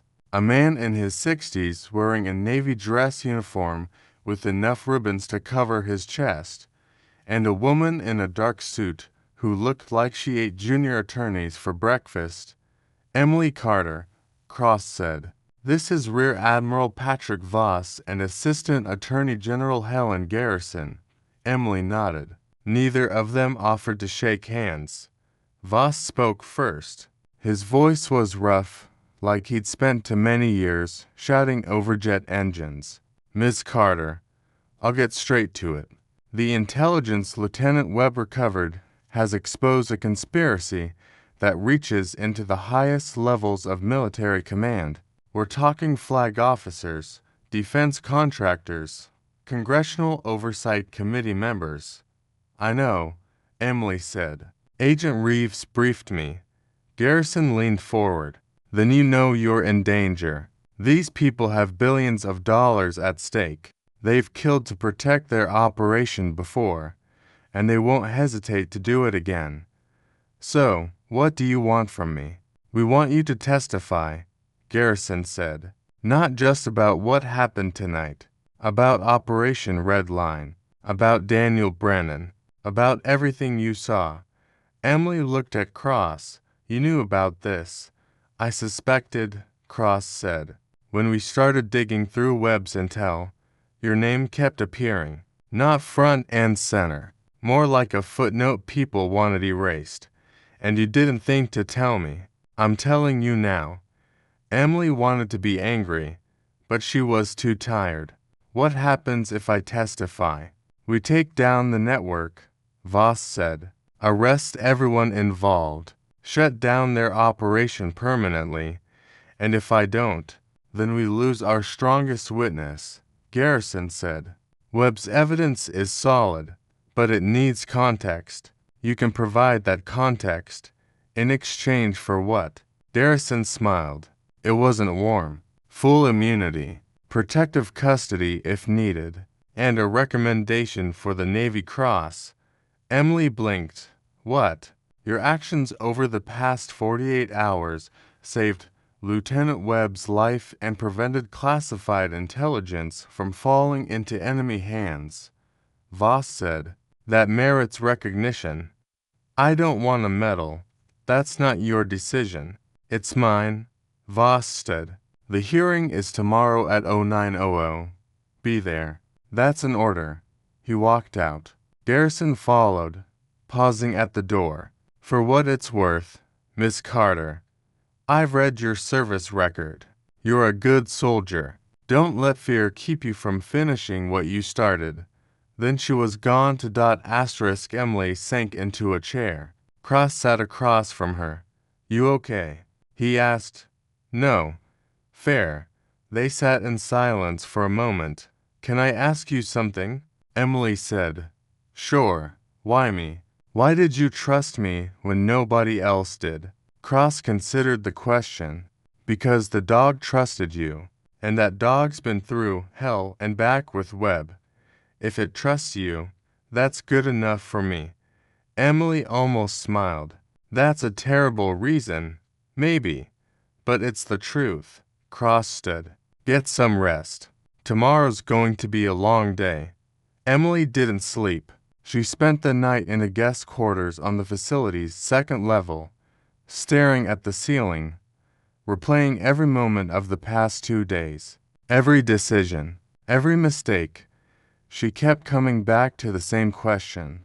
Why hadn't Brennan told her about the documents? He'd been dying. She'd been trying to stop the bleeding, keep his airway clear, get him stable enough for extraction. There hadn't been time for conversation, just vitals and pressure and the sound of gunfire outside. But he'd said something. She remembered now. Right before he'd lost consciousness. Red envelope. Back wall. Don't let them find it. She thought he was delirious. Hallucinating. She'd been focused on keeping him alive. Not on cryptic last words. But what if he hadn't been delirious? Emily sat up, grabbed her phone, and called Cross. He answered on the second ring. It's 4 in the morning. Brennan told me something before he died.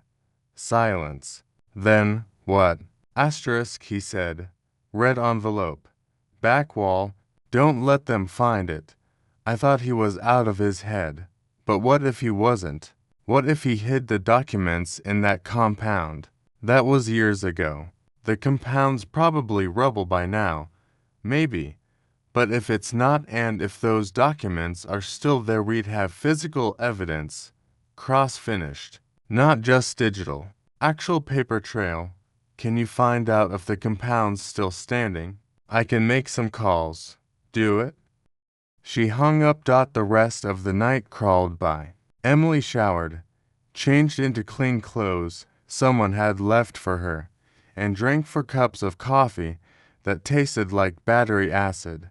By the time dawn broke, she felt wired and exhausted in equal measure. Cross found her in the cafeteria at 7. Got an answer, he said. Compound's still there, abandoned. Local warlords use it for storage, but they don't go inside. Say it's cursed. Cursed. 3 people died there. You know how superstition works. Can we get a team in? Already authorized. Special Operations Unit wheels up in 2 hours. They'll sweep the compound, look for anything Brennan might have hidden. I want to go with them. Cross stared at her. You're insane. I'm the only one who knows what he said where he was standing. I can find it faster than they can. You're due at a congressional hearing in 2 hours. Delay it. I can't just... Yes, you can. Emily stood. This is bigger than my testimony. If those documents exist, they're the smoking gun. Everything else is just corroboration. Cross looked at her for a long moment. Then he pulled out his phone and made a call. 5 minutes later, Emily was being fitted for body armor. The flight took 6 hours. C-17 cargo plane. Sparse, stripped interior. Jump seats that felt like sitting on concrete. Emily sat between 2 Delta Force operators who didn't speak to her and didn't seem to care she was there. Cross was up front coordinating with the ground team. Draven was handling logistics from the facility, and Emily was trying not to think about the fact that she was flying back to a place she'd sworn never to see again. They landed at a forward operating base in eastern Afghanistan. Temporary, barely more than tents and sandbags. The heat hit like a physical force when the cargo ramp dropped. Emily followed the team to a convoy of armored vehicles for MRAPS. Enough firepower to level a small town. They rolled out at noon, driving through terrain that looked like the surface of Mars. Nothing but sand and rock and the occasional burned-out vehicle from conflicts that had ended years ago. The compound appeared an hour later. Adobe walls, flat roof, windows like empty eye sockets. Exactly how Emily remembered it.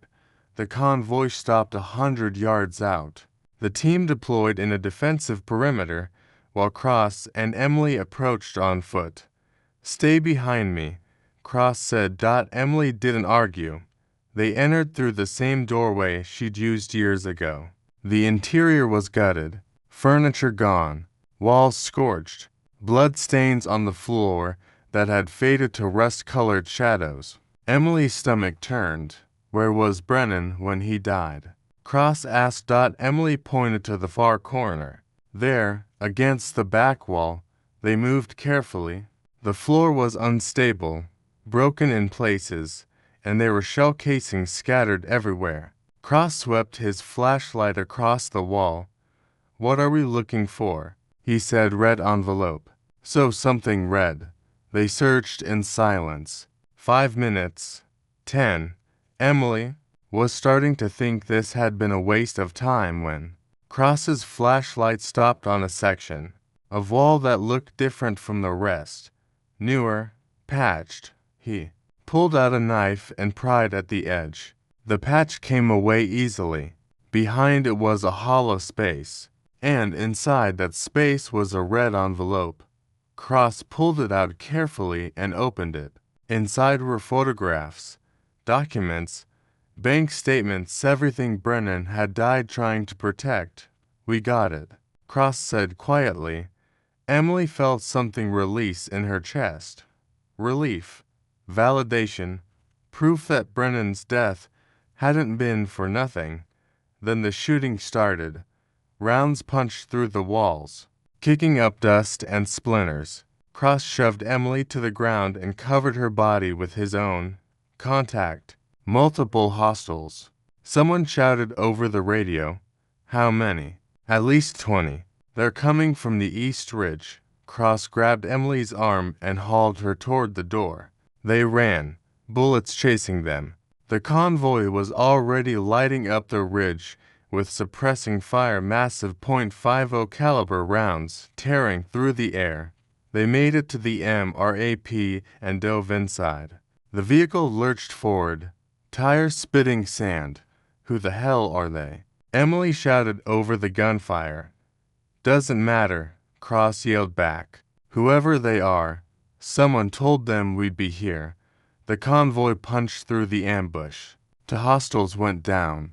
The rest scattered. They didn't stop driving until they were back at the fob. Emily climbed out of the MRAP on shaking legs.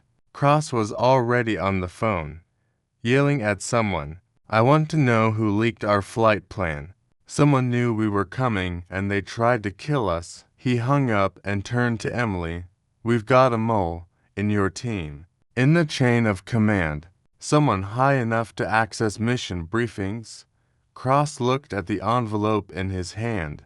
"Which means whoever's running this operation knows we have the evidence now. They're going to accelerate." "Accelerate what?" "Their exit strategy. They'll start covering their tracks, burning assets, eliminating witnesses." Emily's phone buzzed. A text from an unknown number. "You should have stayed invisible." Attached was a photo of Marcus Webb in his hospital bed asleep, unguarded. Emily's blood turned to ice. She showed Cross. He was already dialing.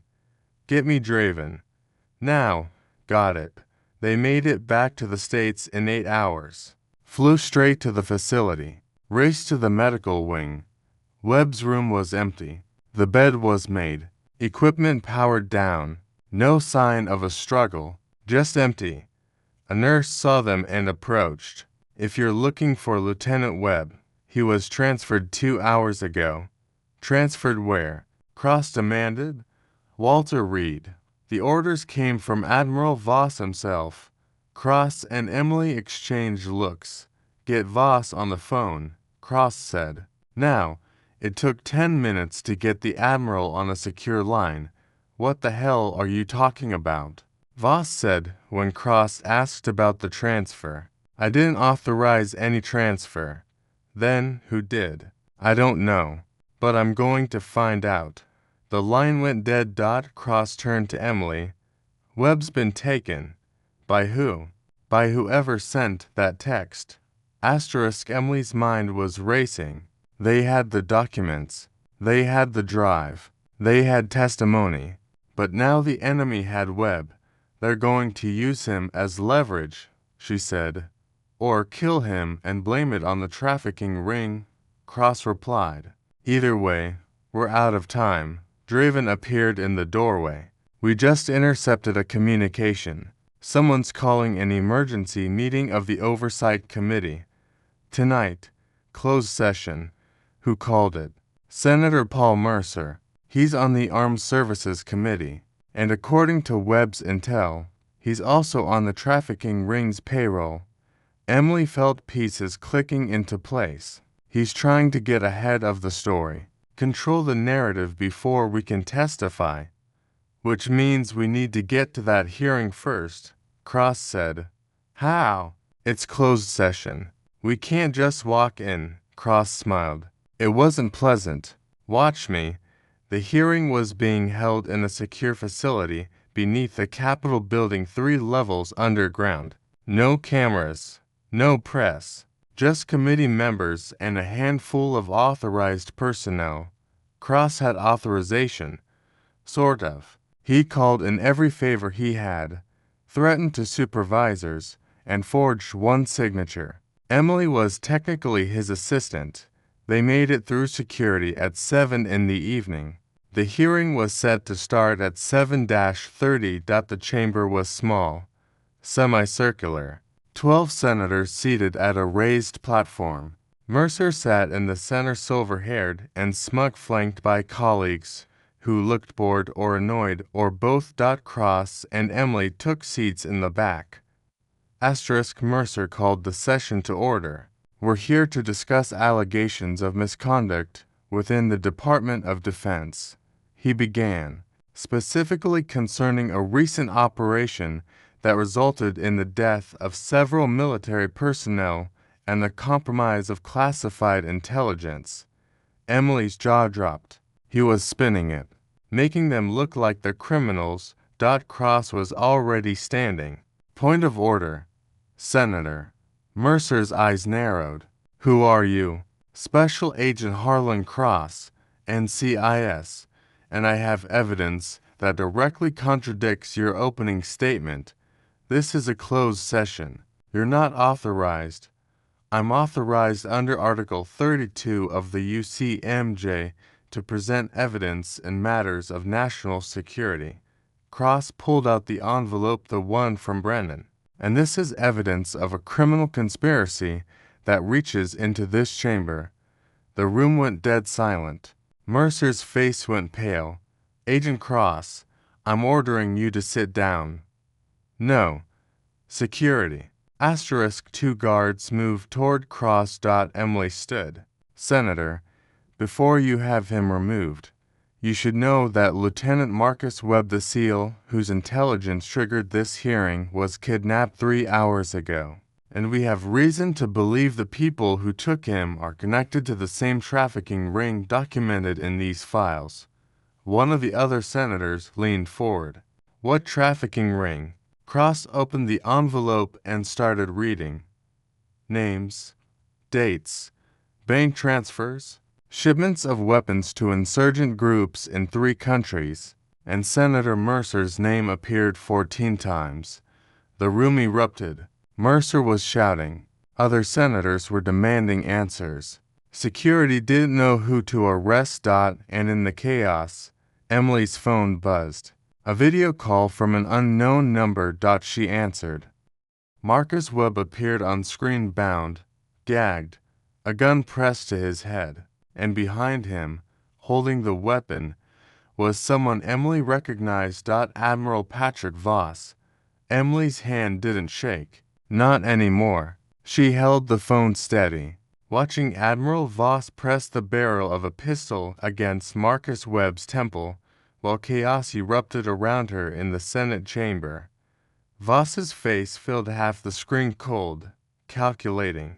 The face of a man who'd sent soldiers to die and slept fine afterward. Miss Carter, he said. His voice was calm, almost pleasant. I believe you have something that belongs to me. Cross was beside her instantly, staring at the screen. His weapon was already in his hand, but there was nowhere to aim it. Emily kept her voice level. Where are you? Somewhere your federal friends won't find me in time. Voss shifted the gun slightly, and Webb flinched. Blood was crusted on the SEAL's forehead, fresh bruising around his left eye. They'd worked him over, but I'm willing to negotiate. Negotiate what? The documents, the drive, all of it, in exchange for Lieutenant Webb's life. No deal, Cross said. Voss smiled. I wasn't talking to you. Agent Cross, behind them, security was trying to restore order. Senators were shouting. Mercer was screaming something about immunity. But Emily's world had narrowed to the phone in her hand and the man who'd orchestrated all of this. Why? She asked. You're a flag officer. You had everything. Why throw it away for money? You think this is about money? Voss laughed. It was a harsh, bitter sound. This is about keeping this country safe. The weapons we moved, they went to allies. People who fight our enemies so we don't have to. The funds we raised, they funded black operations Congress would never approve. Operations that saved American lives. You're a traitor, Emily said. I'm a patriot. You're just too naive to see the difference. Webb made a muffled sound behind the gag. His eyes were locked on the camera, trying to communicate something. Emily caught it. A flicker. A pattern. Morse code tapped out with his bound fingers against his leg. She'd learned Morse in basic training, hadn't used it in years, but she remembered enough. O-O-F. Double quotes. You want the documents? Emily said louder now, covering Webb's movements. Fine. Where do we make the exchange? Cross grabbed her arm. Carter.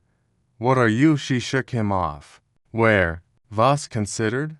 Redwood Harbor Medical Center. Rooftop helipad. 1 hour. You come alone. Any tactical teams. Any backup, and I put a bullet in Webb's brain before they can breach. How do I know you won't kill him anyway? You don't. But it's the only chance he's got. Voss leaned closer to the camera. And Emily, if you're thinking about being a hero, remember what happened the last time you tried to save someone. Daniel Brennan bled out in your arms because you weren't fast enough. Don't make the same mistake twice. The call ended. Emily stood frozen. The chamber was still chaos, but it felt distant, muted. Cross was talking to her, but she couldn't hear him. All she could hear was Brennan's voice from years ago rattling and wet, telling her about a red envelope while his life drained onto desert sand. She'd been fast enough then. She'd done everything right, and it still hadn't been enough. Carter. Cross grabbed her shoulders and forced her to look at him. What are you thinking? He's on the roof, Emily said. At the hospital. Webb was signaling. You sure? Positive. Draven pushed through the crowd. Phone to his ear. We've got FBI en route to Mercer's location. Attorney General's issuing arrest warrants for everyone named in those documents. This whole thing's coming down. Good, Cross said, because we've got a hostage situation. Voss has Webb at Redwood Harbor rooftop. Draven's expression hardened. I'll get a tactical team mobilized. No, Emily said. He'll kill Webb the second he sees them. Then what do you suggest? Emily looked at the phone in her hand, at Cross, at the envelope of documents that had cost so many lives. I go in alone, make the exchange, and you come in through the floors below. Stairs, service elevators, anywhere he's not watching. That's suicide, Cross said. It's the only play we have. Carter, he wants me, not you. Not a tactical team. Me. Emily met his eyes. Because I'm the witness he couldn't kill years ago. The one thread he couldn't tie off. Let me finish this. Cross stared at her. Then he looked at Draven. Draven nodded once. We'll be ready. But if this goes sideways, it won't, Emily said. She wished she believed it. The drive to Redwood Harbor took 40 minutes. Emily sat in the back of an unmarked SUV, cross-driving, the envelope of documents on her lap. Behind them, 3 more vehicles followed at a distance. Tactical teams. Snipers. Enough firepower to end this fast if it came to that dot, but it wouldn't come to that. It couldn't, because if it did, Marcus Webb was dead. Emily's phone buzzed. A text from an unknown number. 10 minutes. Come alone or he dies. She didn't respond. Cross glanced at her in the rearview mirror. You don't have to do this. Yeah, I do.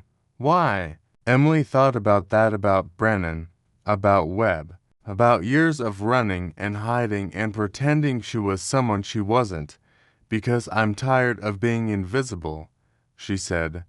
They arrived at the hospital with 8 minutes to spare. The parking lot was nearly empty. Night shift. Skeleton crew. Exactly what Voss would have wanted. Emily got out. Cross handed her an earpiece. We'll be listening. Anything goes wrong, you say the word and we move. Emily fitted the earpiece. What's the word? Red line. She almost smiled. Operation Red Line. Full circle. Okay, she walked toward the entrance alone, the envelope tucked under her arm. No weapon, no vest, just her scrubs and the weight of years pressing down on her shoulders. The hospital was quiet. A few nurses at the station looked up as she passed, but didn't stop her. She badged through to the stairwell and started climbing. 12 floors. Her legs burned by the 8th. Her lungs screamed by the 10th. But she didn't slow down. The rooftop access door was propped open with a brick. Emily stepped through. The helipad was lit by floodlights that turned the concrete white and washed out the stars. A helicopter sat in the center rotor still, cockpit dark, and in front of it stood Admiral Voss. He wasn't in uniform anymore, just slacks and a collared shirt, like he'd been planning to disappear into civilian life and nobody would notice. Marcus Webb knelt beside him, hands zip-tied behind his back, tape over his mouth. His eyes tracked Emily as she approached. You came, Voss said. I came. Where's Agent Cross? Downstairs. He wanted to come up, but I told him you'd kill Webb. Smart. Voss gestured to the envelope. Is that everything? Everything Brennan hid. Photos, bank statements, shipping manifests. She pulled the drive from her pocket, the backup drive Webb had carried through surgery. And the drive. Voss held out his hand. Give them to me. Emily didn't move. Let him go first. That's not how this works. Then we don't have a deal. They stared at each other, to people who'd both seen combat. Both knew what it meant to make impossible choices under fire. Voss lowered his hand. You're bluffing. You won't let him die. Try me. For a long moment, nothing happened. Then Voss pulled out a knife and cut Webb's restraints. Go.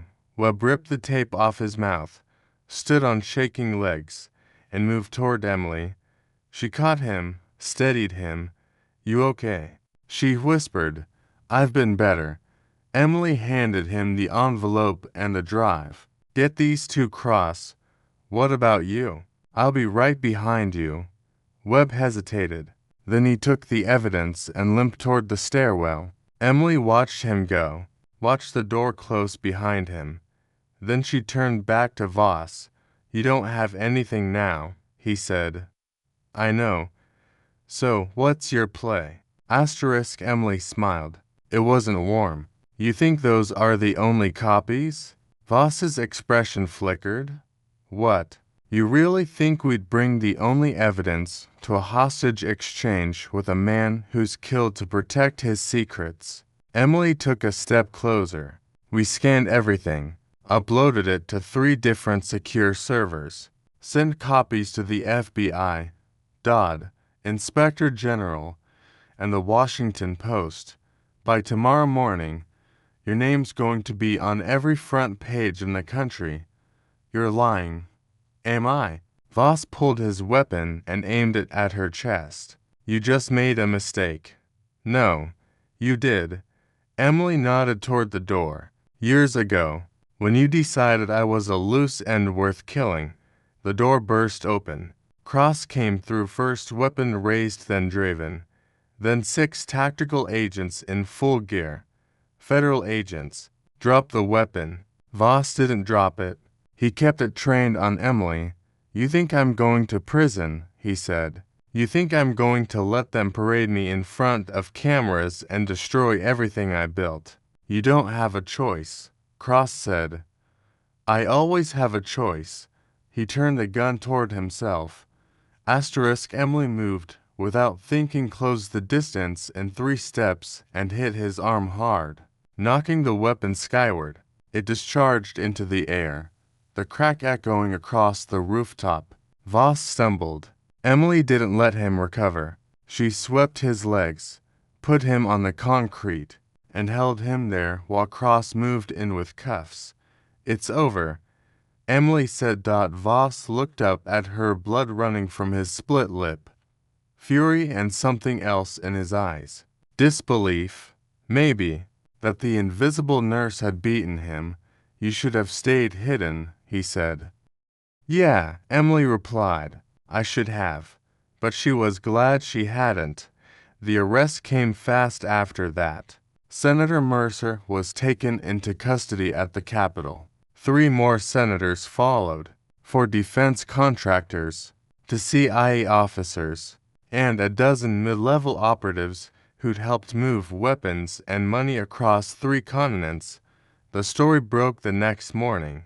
Emily watched it from a hospital break room, drinking coffee that still tasted like battery acid, while news anchors tried to explain a conspiracy so massive they kept stumbling over the details.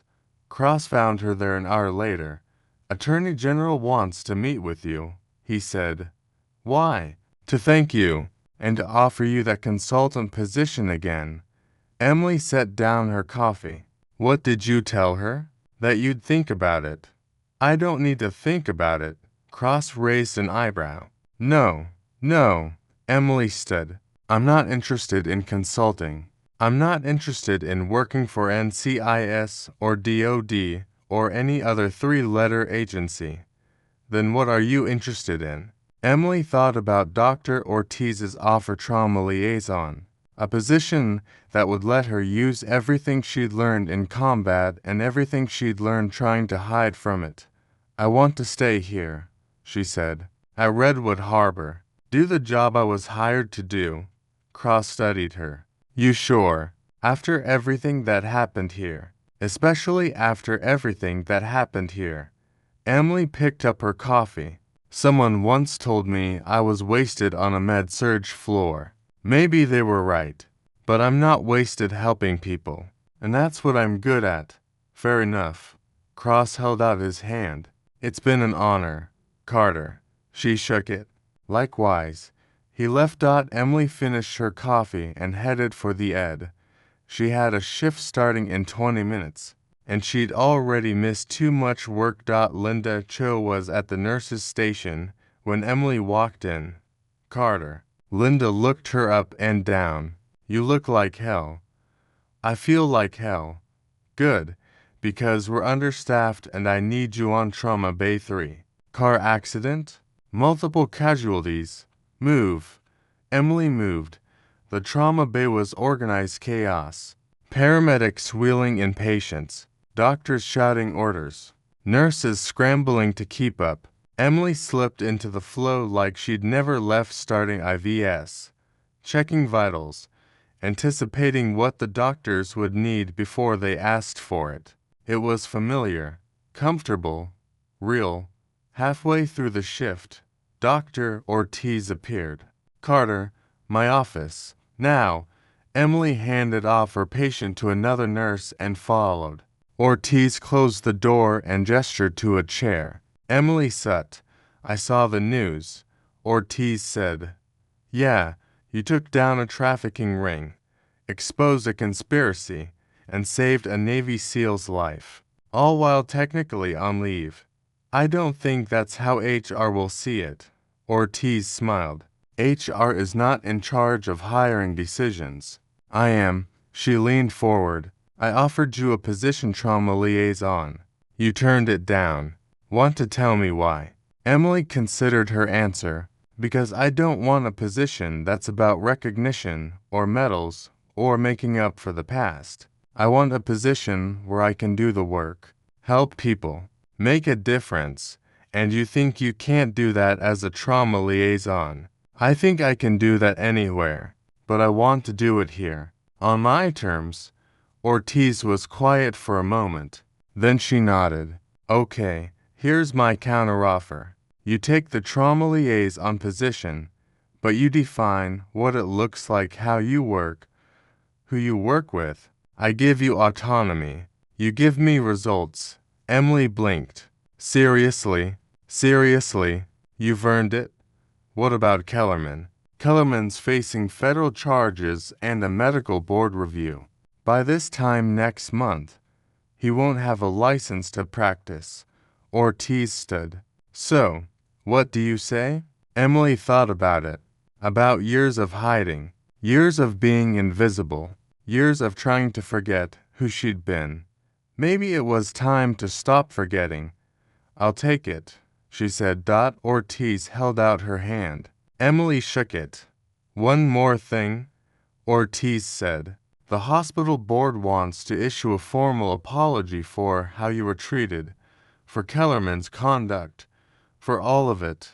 I don't need an apology. Maybe not. But they need to give one. Ortiz's expression softened. You spent years being invisible. Carter, let them see you now. The apology came 2 days later. Hospital auditorium.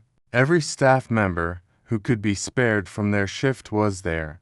Board members, department heads, even some patients who'd heard the news and wanted to attend. Emily stood on the stage, feeling exposed and uncomfortable in dress clothes instead of scrubs, while the hospital CEO read a prepared statement about institutional failures and commitment to change.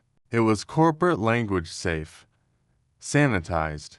But when the CEO finished and the room erupted in applause, Emily saw something real in the faces looking up at her. Respect. Not because she'd taken down a conspiracy, not because she'd saved a SEAL's life, because she'd done her job, under impossible circumstances, without asking for recognition, without expecting anything in return. She'd been the person they could count on when everything went to hell, and now they knew it. After the ceremony, Emily was heading back to the ED when someone called her name. She turned. Brooks, the young ICU nurse who'd been with her in the helicopter, who'd hyperventilated during the gunfight. Hey, Brooks said. I just wanted to say what you did was incredible. I was just doing my job. No, you were doing more than that. Brooks hesitated. I froze during that fight. I couldn't breathe, couldn't think, but you stayed calm, kept everything together, and I wanted to know, how do you do that? Emily thought about the question, about Helmand and Kuhner and all the other places where she'd learned that calm wasn't the absence of fear. It was the decision to keep moving despite it. You don't learn it in a classroom, Emily said. You learn it by doing, by making mistakes, by failing and getting back up. She met Brooks's eyes. You didn't freeze because you're weak. You froze because you're human, and that's okay as long as you don't let it stop you from trying again. Brooks nodded slowly. Thanks. Anytime. Emily walked away, but she felt lighter, like she'd passed something forward. Some small piece of wisdom earned through scars and sleepless nights and all the times she'd wanted to quit but hadn't. 2 weeks later, Marcus Webb walked out of Walter Reed Medical Center scarred, but standing. alive because Emily Carter had refused to let him die. She met him at the entrance. Rex was with her, tail wagging the second he saw Webb.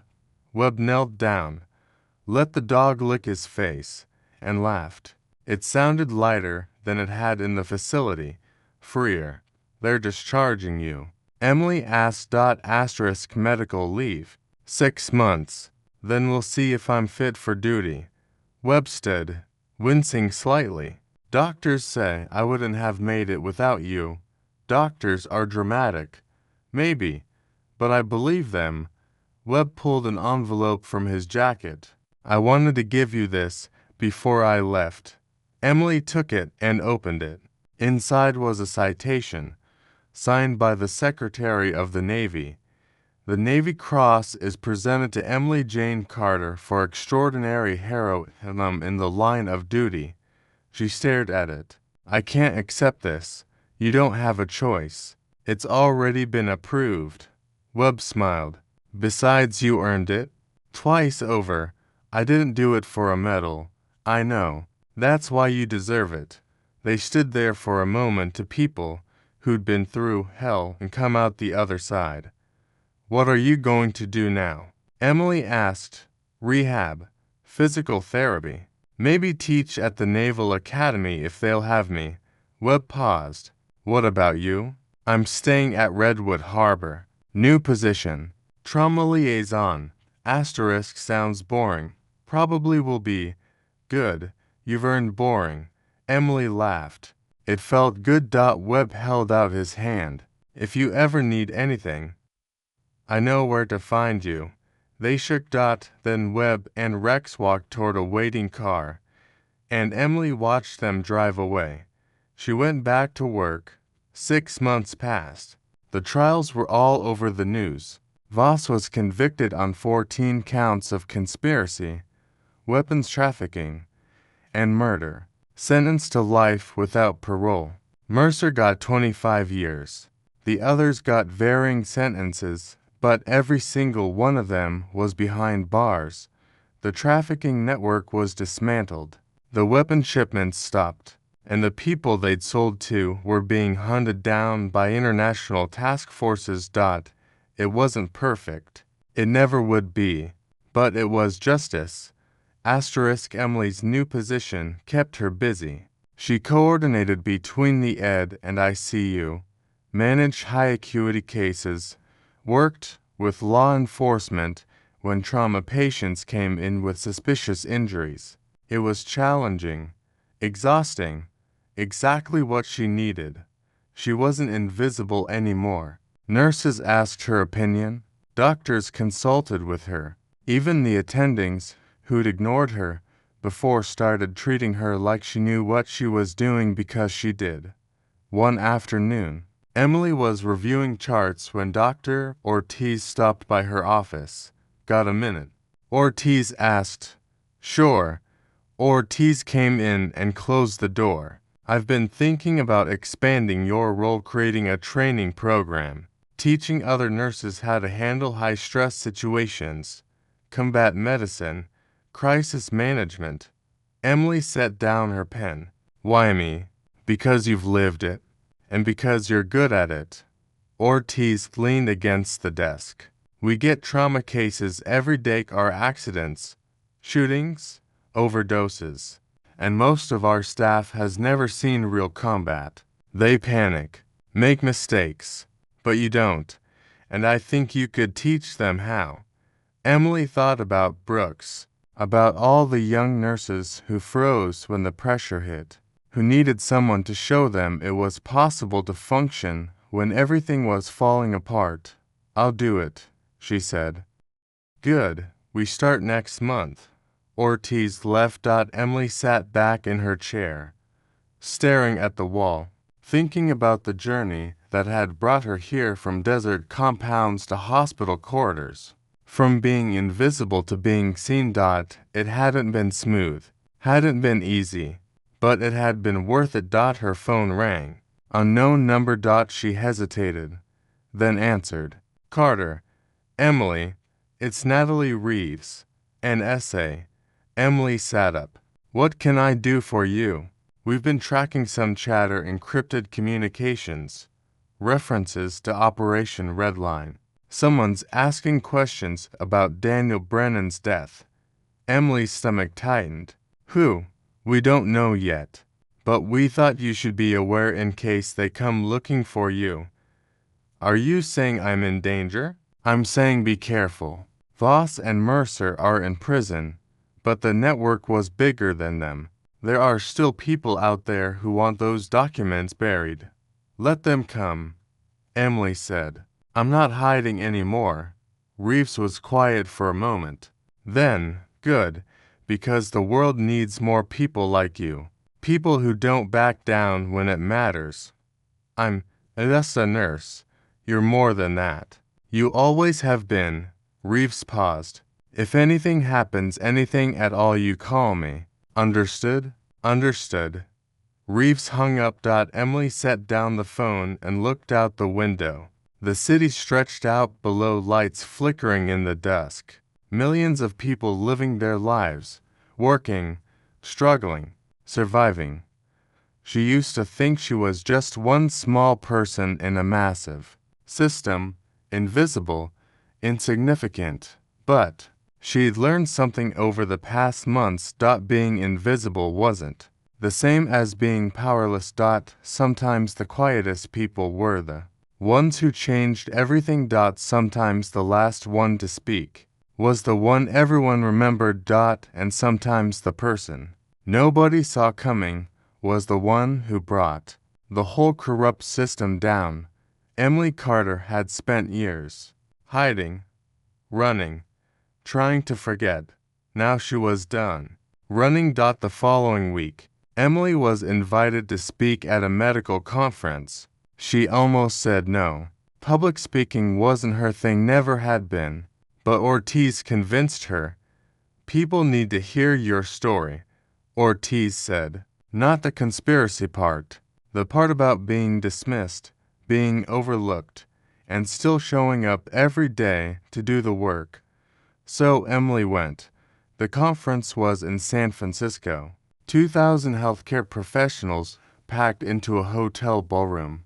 Emily stood backstage, palms sweating, wondering what the hell she was doing there. Then they called her name. She walked onto the stage. The lights were blinding. The crowd was a sea of faces she couldn't make out.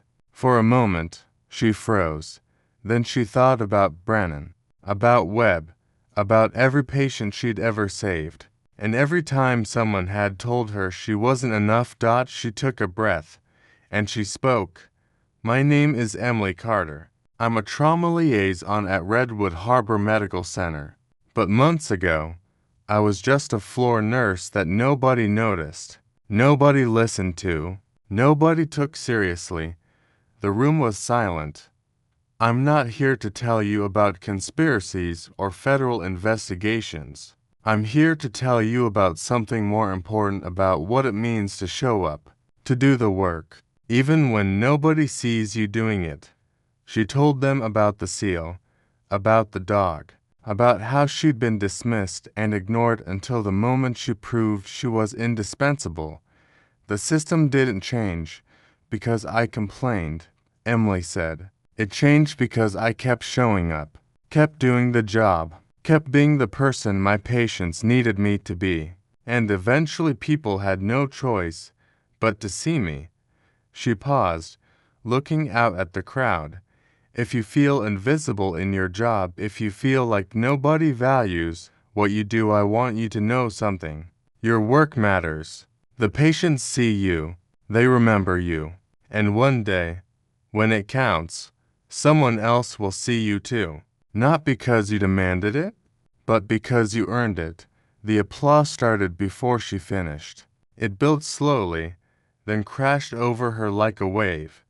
Emily stepped off the stage feeling shaky and exposed, but also proud. 2 months later, Emily received a package at work. No return address, just her name and the hospital. She opened it carefully. Inside was a photo, black and white, taken in Afghanistan. 5 people standing in front of a helicopter. Daniel Brennan was in the center. Emily was on his left, younger, wearing desert camo and a Medix cross on her vest. On the back, someone had written in neat handwriting, "Thank you for not forgetting him. Sarah Brennan." Emily's throat tightened. She'd never met Brennan's widow. Didn't know she even knew Emily's name, but somehow she did. And somehow, across years and a conspiracy that had tried to bury the truth, Brennan's story had been told. Emily pinned the photo to the corkboard in her office right next to her Navy Cross citation and a thank you card from Marcus Webb. Reminders. Not of what she'd lost, but of what she'd protected. 1 year after everything started, Emily was finishing her shift when she got a call from the front desk. "There's someone here to see you," the receptionist said. "Says he knows you." Emily frowned. "Who?" He didn't give a name, just said you'd remember him. Emily headed to the lobby, curious and slightly wary. A man in his 30s stood near the entrance. Dark hair, familiar face. He was holding a young boy's hand, maybe 4 years old, with the same dark hair and a gap-toothed smile. Emily stopped. She knew that face. "Do I know you?" she asked. The man smiled. "You saved my life 7 years ago. Helmand Province. Roadside bomb." Emily's breath caught. She remembered. A convoy hit by an Ide. 3 casualties. 1 soldier with a severed femoral artery that she'd clamped with her bare hands while insurgents fired from the ridgeline. "Corporal Daniels," she said quietly. "Captain now." "But yeah," he gestured to the boy. "This is my son, Ethan. He wouldn't be here if you hadn't been there that day." Emily knelt down to the boy's level. "Hi, Ethan." The boy hid behind his father's legs, shy.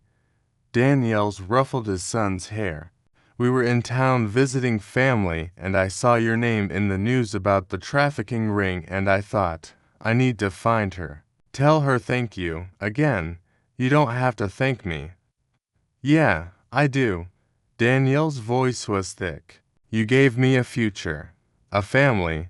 Everything I have now is because you didn't give up on me when I was bleeding out in the dirt." Emily stood. "You would have done the same. Maybe, but you're the one who did it." He held out his hand. "Thank you, Emily, for everything." She shook his hand, felt the weight of those words settle somewhere deep. This was why she did it. Not for medals, not for recognition, for moments like this, for lives saved, for futures made possible. Daniels and his son left. Emily watched them go, then turned back toward the hospital. Her hospital now. Her place. She wasn't invisible anymore, but more importantly, she didn't need to be, because the work spoke for itself, and the people she saved, they remembered. That was enough. Emily Carter walked back through the emergency department doors, past the trauma bays where new crises were unfolding, past the nurses' station where Linda Cho was coordinating controlled chaos.